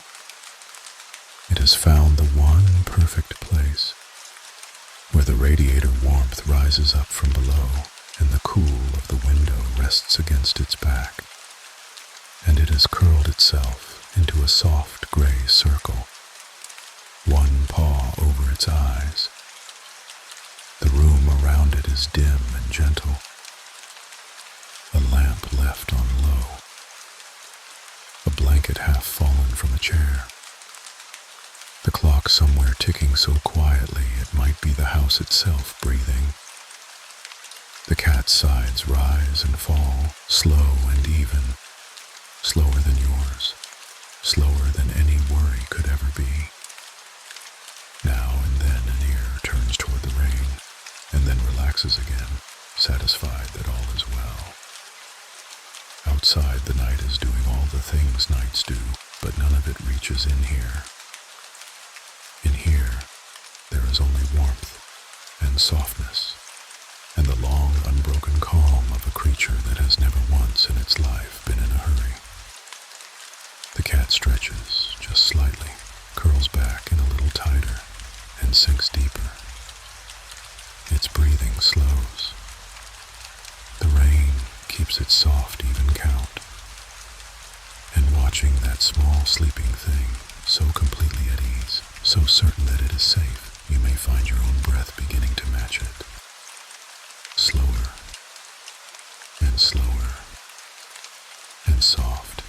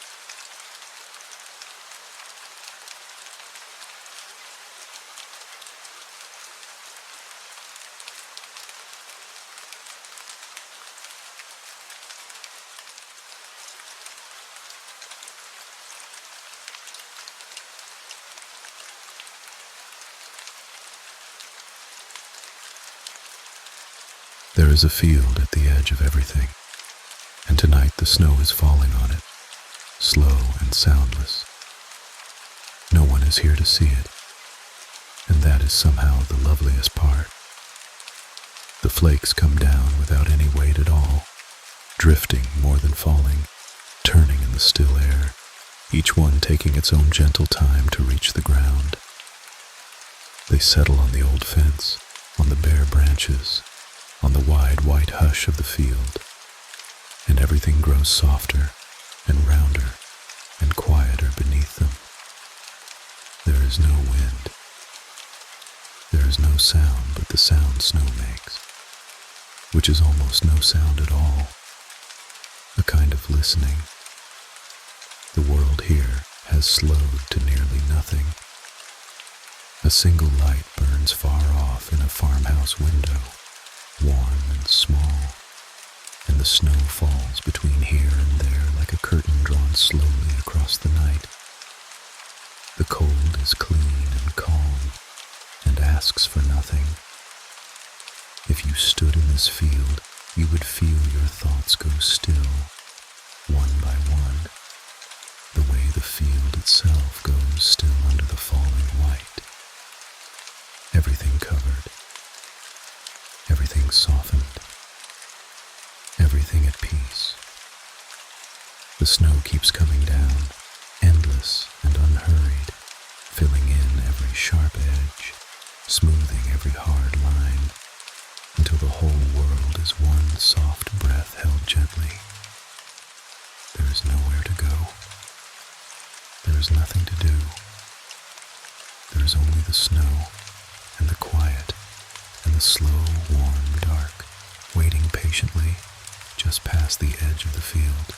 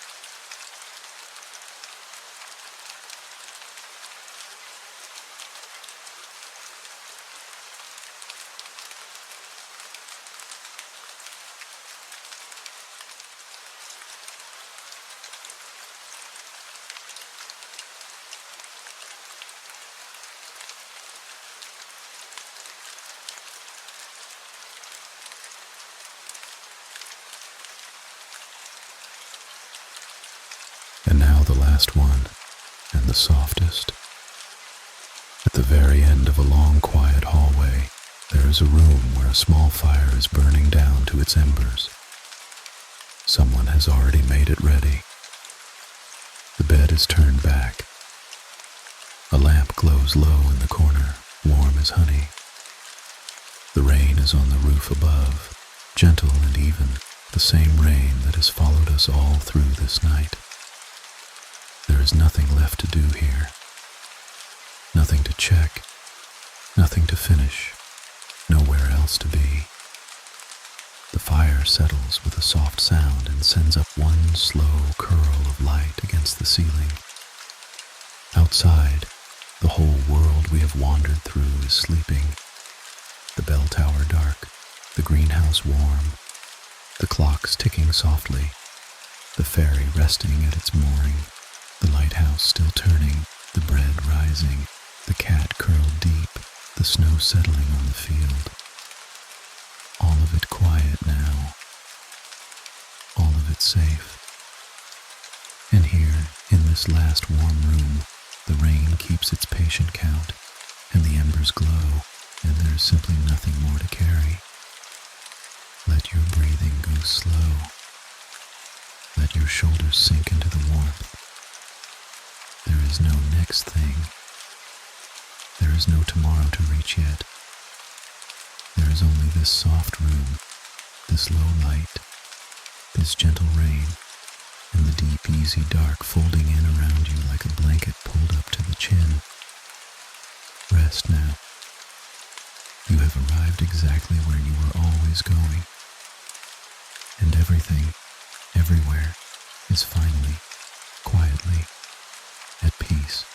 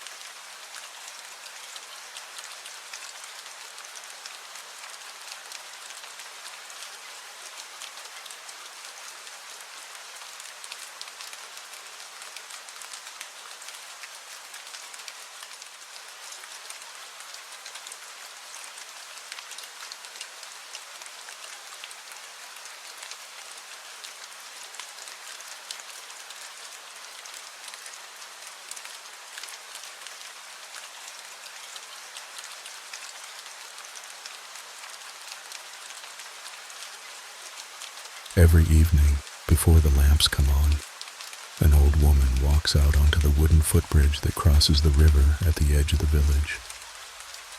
She carries a broom worn smooth by years of her hands, and she sweeps the plank slowly from one side to the other in no hurry at all. The rain has left the wood dark and soft, and her broom makes a low, even sound, like breathing, like something that has always been happening and always will. She sweeps away the fallen leaves, the dust the day left behind, a feather or two from the birds that roost beneath the rail. She does not sweep because the bridge is dirty. She sweeps because it is evening, and this is what evening asks of her. Below, The river moves without effort, carrying the last gray light downstream. No one crosses at this hour. The village is settling. Chimneys are letting out their first thin threads of smoke. She pauses in the middle, where she always pauses, and rests both hands on the broom and looks at the water going by.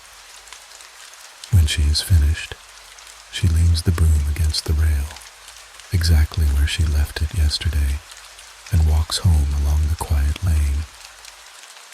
The bridge is clean now. It will wait, patient and empty, through the whole soft dark. And in the morning, it will need sweeping again, and that is a comfort, not a burden. Some things are meant to be done gently, over and over, until the doing itself becomes rest.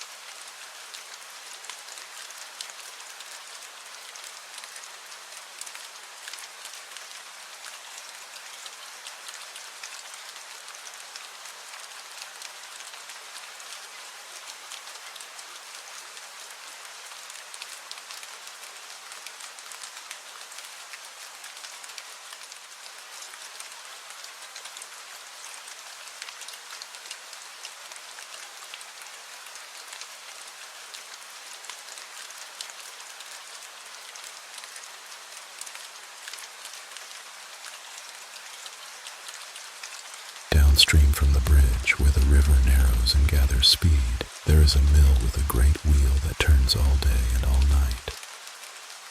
The miller is a broad, unhurried man who has run this wheel longer than most people in the village have been alive. In the last light of the day, he climbs the wooden stairs to the grinding floor, and he pours the grain slowly into the hopper, and he listens. He can tell by the sound alone whether the stones are running true. There is a rhythm to it, the deep, patient turning of the wheel, the soft rush of water against the paddles, the low stone hum, and beneath all of it, the rain on the shingle roof.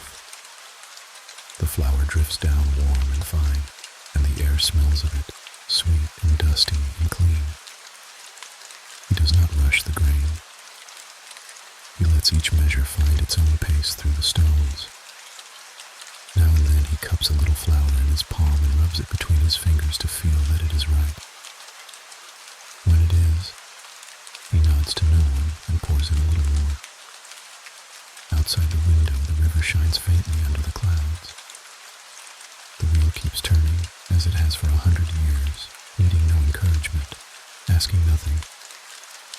The miller sits on his worn stool in the warm dust and lets the sound carry him. There is nowhere else to be. The grain will be flour by morning, and the morning is very far away.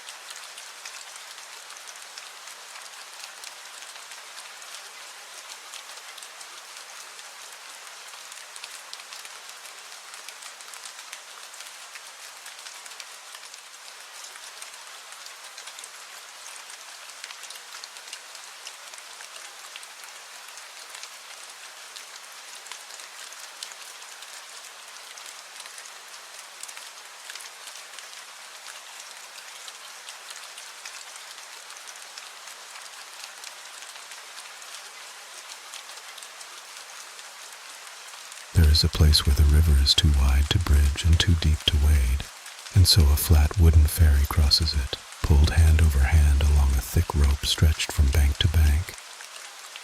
The ferryman is an old fellow with a soft voice who has learned to move without ever seeming to strain. He takes the wet rope in his hands and pulls, and the ferry glides out onto the water, slow as a cloud. There are no passengers this late. He crosses anyway, the way he always does at the end of the day, just to be sure the rope is sound and the boards are dry. The rain patters on the surface of the river all around him, 1,000 tiny rings opening and closing. Halfway across, he stops pulling and lets the ferry drift a moment on the gentle current, held by the rope, going nowhere.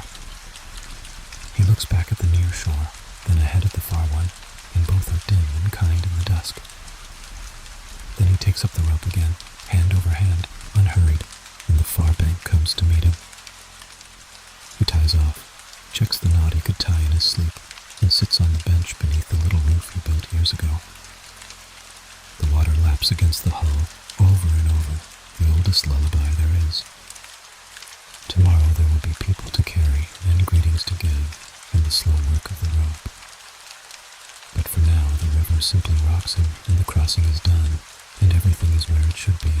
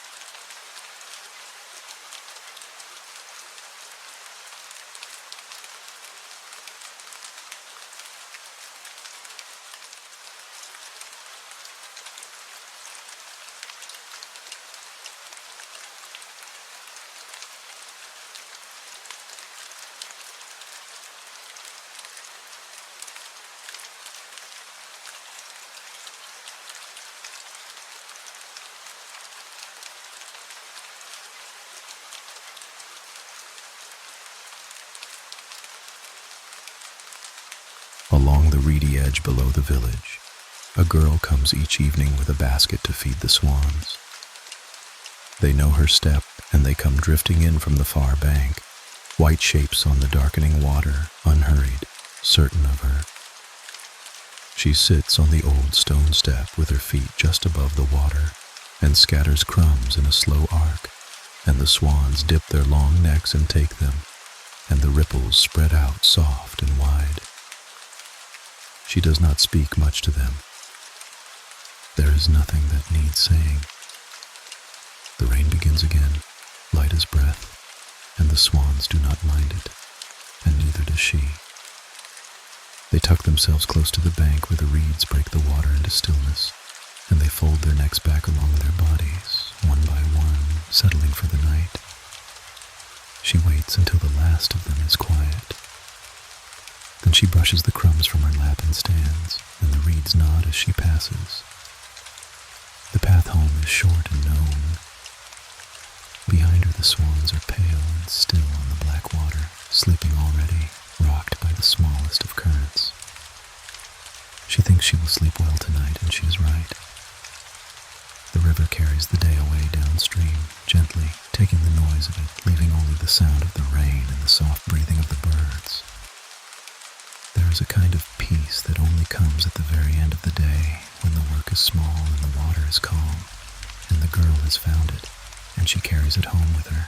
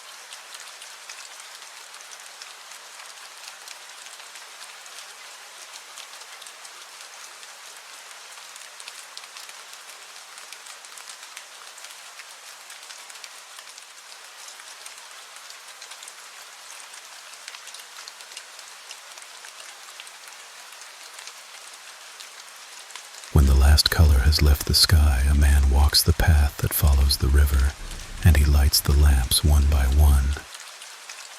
They are old lamps on iron posts, spaced far apart, and between each one is a stretch of soft dark that smells of wet grass and cool water.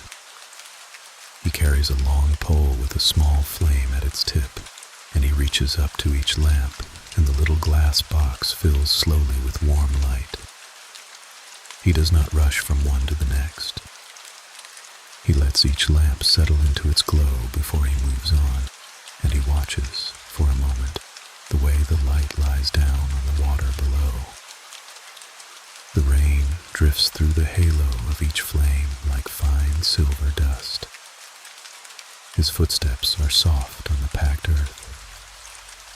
Now and then, a fish turns over in the shallows with a gentle sound, and he smiles at it and walks on. By the time he reaches the last post at the far end of the village, a chain of small warm lights stretches back the way he came, floating in the dark, doubled in the river. He looks at it a while. It is his own quiet gift to anyone still walking home.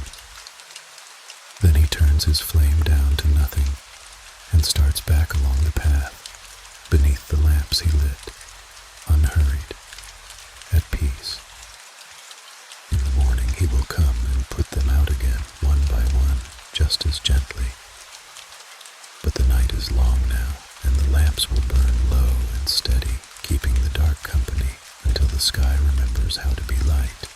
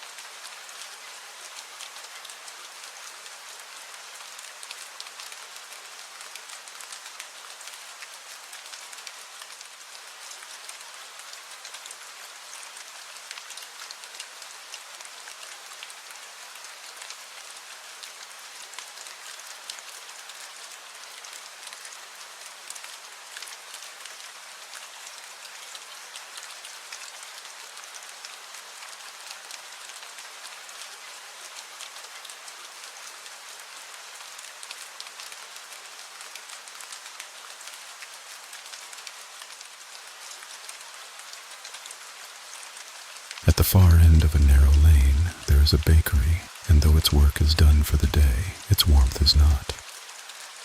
The baker is a gentle, tired woman, and in the last hour before sleep she tends the great brick oven the way you might tend an old friend. She does not build the fire up now. She banks it, rakes the glowing coals into a low mound and covers them softly with ash, so they will breathe slow and keep their heat through the whole night, and be ready in the dark before dawn. The kitchen smells of the day's bread, of flour and wood smoke and something sweet cooling on the rack. Outside, the rain runs down the small window in easy lines. She wipes the long wooden table with a damp cloth, slowly, in wide circles, until the wood is clean and dark. She hangs the cloth to dry.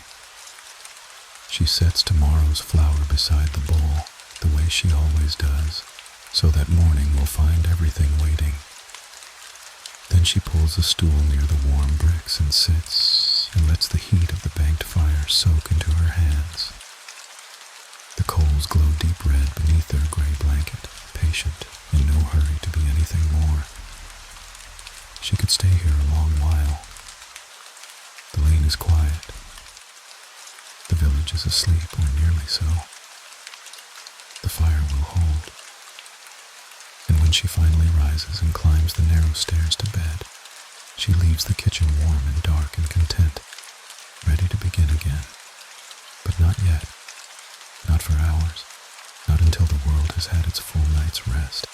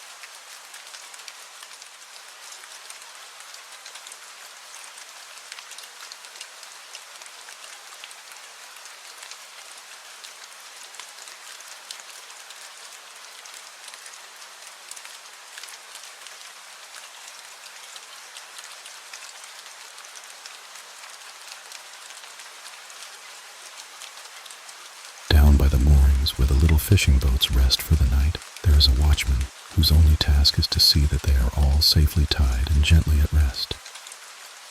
He walks the low dock with a soft lantern, and he counts them, not because he fears any are missing, but because counting them is a way of wishing each one well. There they are, rocking side by side in the dark water, ropes creaking softly, the rain ticking on their canvas covers. 1 and 2 and 3, and on down the row, each with its own name painted on the bow, each dreaming, if boats can dream, of calm water and a light hand at the tiller. He checks a knot here and there, more from love than from need, and coils a loose line into a neat sleeping circle on the boards. The river breathes in and out against the pilings, slow and even. Far off, the lamps of the village blur in the mist. When he has counted them all and found them all at rest, he sits at the end of the dock with his lantern beside him and lets his eyes half close. The boats knock together so gently it is almost music. There is nothing to guard against tonight. There never really is. His watch is a quiet one, a keeping of small safe things through the long soft dark, and he is glad of it. The water rocks the boats, and the boats rock him a little too, and the night folds itself closed around the harbor like a warm hand around a small, still flame.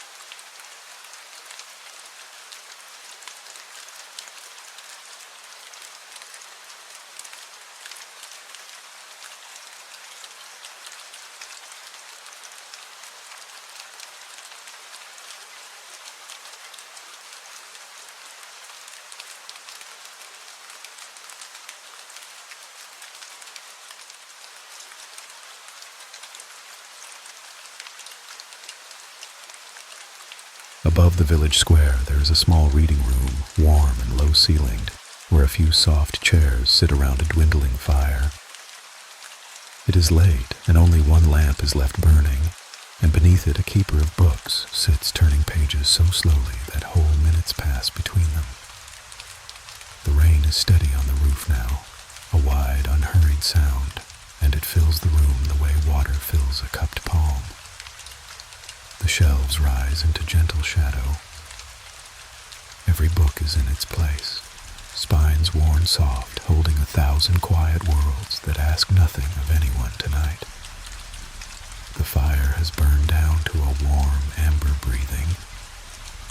The keeper's eyes move over the words more and more slowly, and the words grow kinder and vaguer, and the sentences begin to loosen and drift, the way things do at the edge of sleep.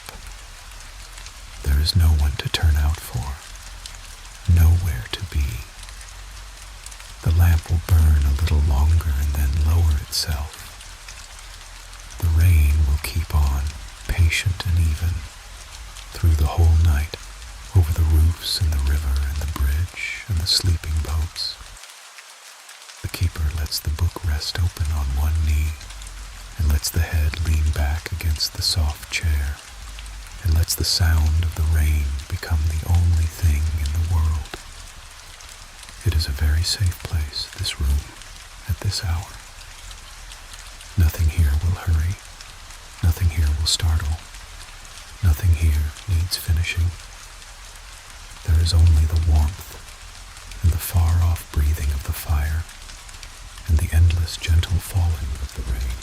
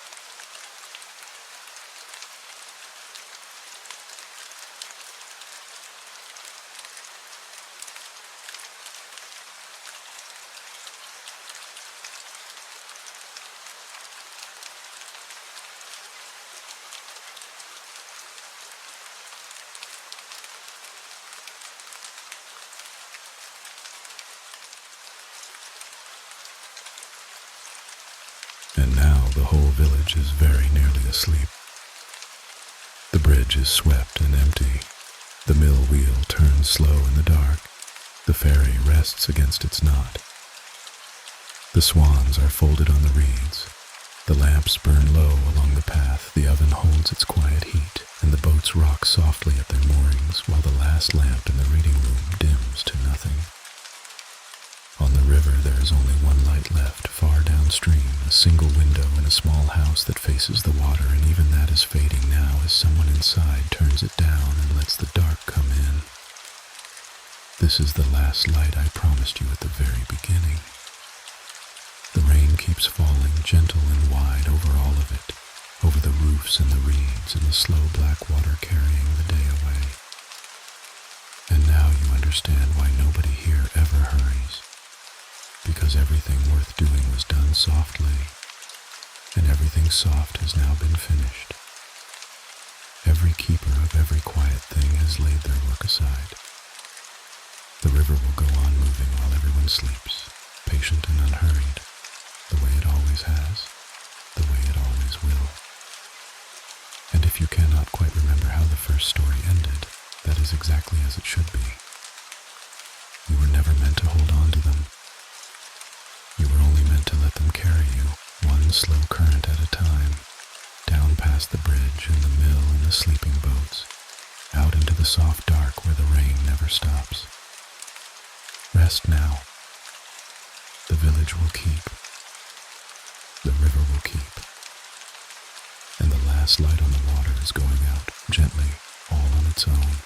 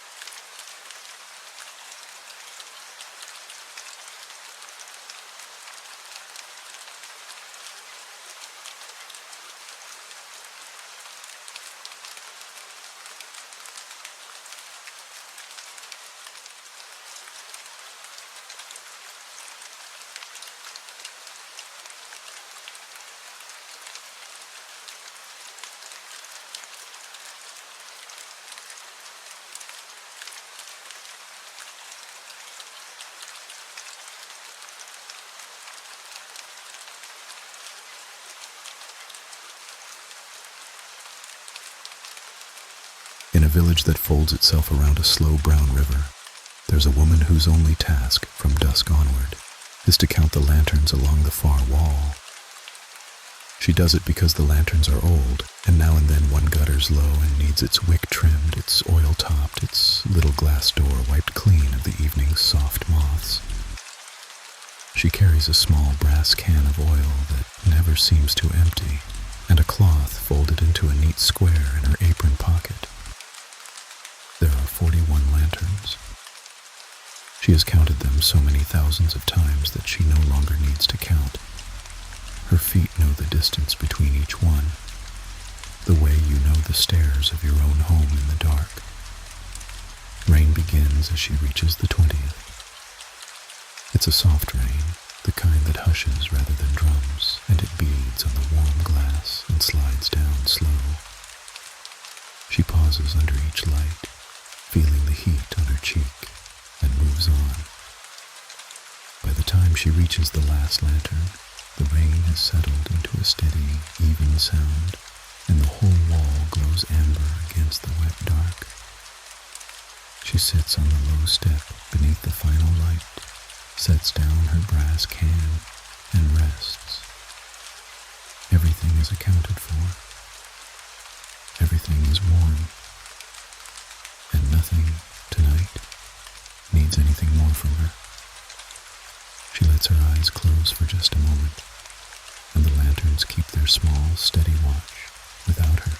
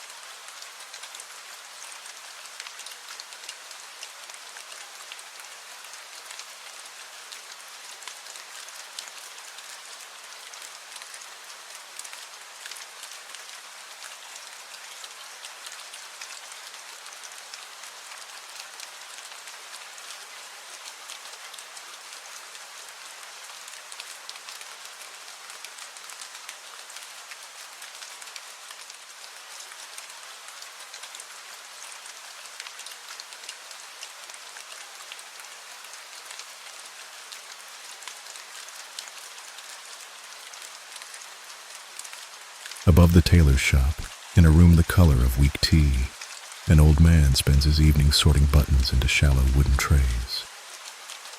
He is not in a hurry. He has never in his life been in a hurry, and now that he is old, the habit has become a kind of gift. The buttons come from a great tin box that rattles pleasantly when he lifts it, and he tips a small handful into his palm and lets them run through his fingers. Bone ones here, brass ones there. The little pearl shirt buttons, cool and smooth, go into the felt-lined dish that keeps them from clicking. Outside, rain moves across the rooftops in long, soft sheets, and the window fogs at its lower edge. He works by the light of a single green-shaded lamp, and the buttons catch it and throw back tiny warm sparks. Now and then he finds one he remembers, a horn button from a coat he mended 40 years ago, a brass one shaped like an anchor. He holds it up, turns it once, and sets it gently in its place. There is no bottom you must reach, no tray that must be finished tonight. The pleasure is only in the sorting, in the small satisfying weight of each one finding its home. When his eyes grow heavy, he simply lowers his hands into the tin, lets the buttons close over his fingers, cool and quiet, and lets the rain sort the rest of the night for him.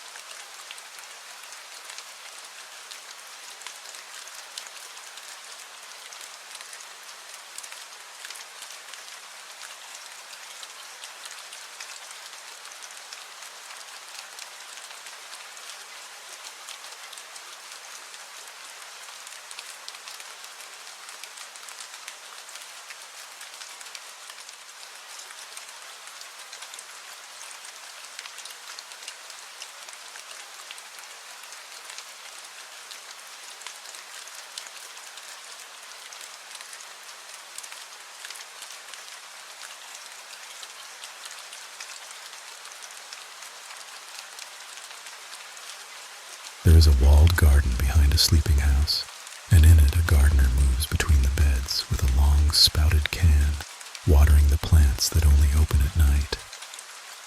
She waters in the cool of the dark because the daytime sun would only drink it back up before the roots could taste it.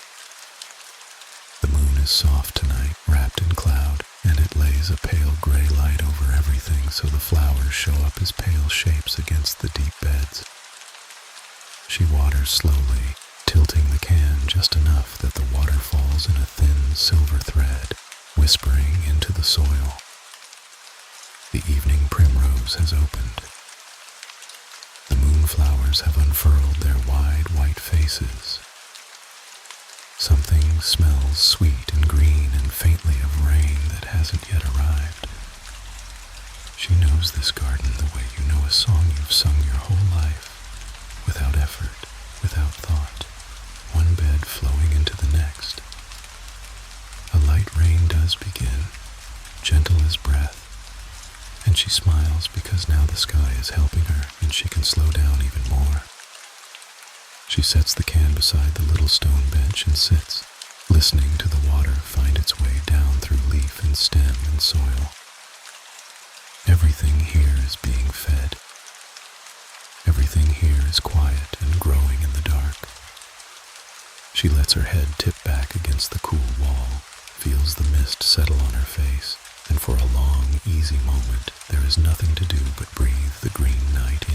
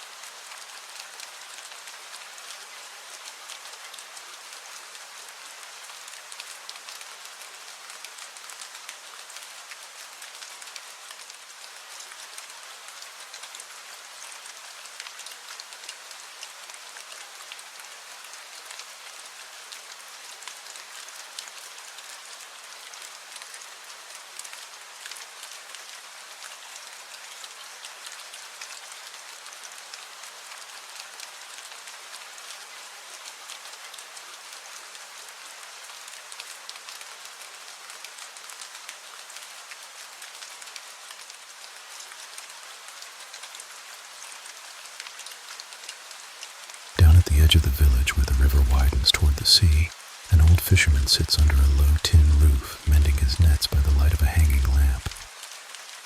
The rain has come in off the water and drums lightly on the tin, a sound so even and steady it has become over the years the truest lullaby he knows. His hands are rough and slow and certain. He finds a torn place in the mesh, threads his wooden needle and works the knot the way his father taught him and his father before that. Loop, pull, loop, pull. The net gathers in his lap like something alive and calm. He is not fishing tonight. He is only getting ready, and there's a deep pleasure in getting ready with no clock pressing on you. The lamp sways a little in the sea air, and the shadows sway with it. Somewhere out on the dark water a bell buoy rings, soft and far, marking the slow swell. He answers it without meaning to, humming low in his chest. The tea beside him has gone cool, and he doesn't mind. His needle slows. The torn place is nearly closed now, and the rest of the net can wait for morning, because morning always comes, and there is always more net, and that is the comfort of it. The work never ends and never needs to. He lays the mending across his knees, leans back against the post, and lets the rain keep time.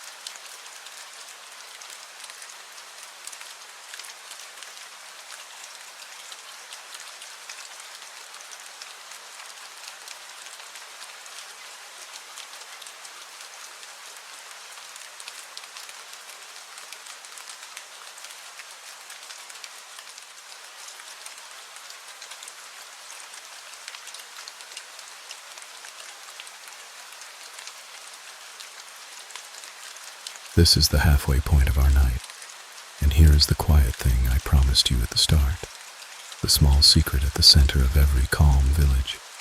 Nothing important is ever finished in a hurry. The baker knows this best of all. In the low, warm room behind the shop, she has mixed the dough for tomorrow, and now there is nothing to do but wait. And waiting, it turns out, is the whole art. She covers the great bowl with a clean cloth and sets it near the banked fire where the air is soft and warm as a held breath. The dough will rise on its own, slowly, all through the night, needing nothing from her but patience and warmth. She wipes the flour from her arms. She sweeps a little from the floor and stops, because even that can wait. The rain outside has settled into the long, even sound that means it will fall for hours. Inside, the fire glows low and orange behind its iron door, and the whole room smells of yeast and warmth and the promise of morning bread. She sits in the worn chair by the fire, folds her floury hands in her lap, and watches the cloth over the bowl lift, very slightly, as the dough breathes and swells beneath it. There is nowhere she needs to be. Everything she has made tonight is quietly making itself better while she rests. And so she rests, in the warm dark, and lets the slow work go on without her.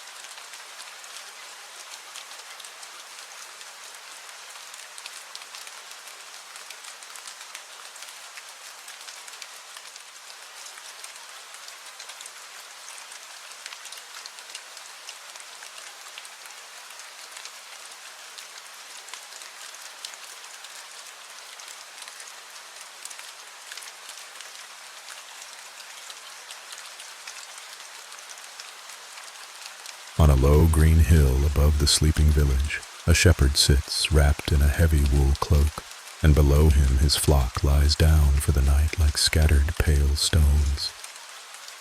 The rain here is only a fine mist, drifting rather than falling, cool and soft against his face. He doesn't mind it. He has sat through 1,000 such nights, and each one has taught him the same easy lesson, that the sheep know how to sleep, and his only task is to be near, to be still, to be a quiet shape they can trust in the dark. His dog lies curled against his leg, warm and heavy and breathing slow. Now and then a sheep shifts, or sighs, and settles again. The hill smells of wet grass and wool, and distant wood smoke from the chimneys below. Far off, the village lights blur soft in the mist. He counts the flock once, out of long habit, and everyone is there, everyone is down, everyone is at peace. There is nothing coming up the hill tonight but the weather, and the weather is gentle. He pulls the cloak closer, feels the dog's warmth against him, and lets his gaze go soft over the dark backs of the sheep and the silver haze above them. His breathing slows to match the flock's. The mist beads on the wool and rolls away, and the whole hillside, animal and man and grass and cloud, breathes together in the dark, in no hurry at all to see the morning.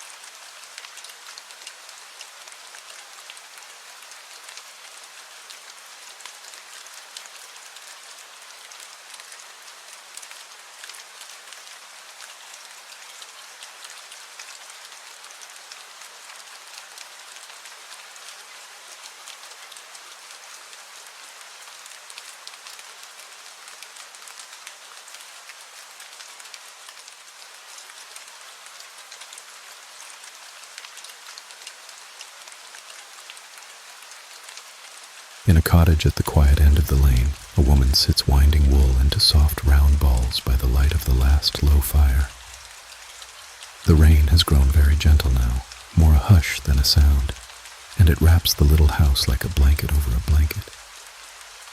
She holds the loose skein looped over the back of a chair and draws the yarn to her, winding it round and round her fingers, then over and over the growing ball, and the motion is so smooth and so familiar that her hands hardly seem her own. The wool is the color of oatmeal, soft and warm and faintly sweet smelling. Round and round, over and over. The ball grows heavy and round and pleasing in her palm. There is no pattern she must knit tonight, no sock that must be finished, no one waiting on the wool. She is only preparing it, gathering the softness into a shape she can use whenever she likes, someday, unhurried. The fire settles with a small sigh, and a single ember drifts up and fades. Her hands slow. The half-wound ball rests in her lap, warm as a small sleeping animal, and the loose yarn trails soft across her knee. She could finish it. She could easily finish it. But the winding can wait, the way all good soft things can wait, and the fire is warm, and the rain is kind, and her eyes have grown so pleasantly, so willingly heavy that the wool simply slips still in her open hands.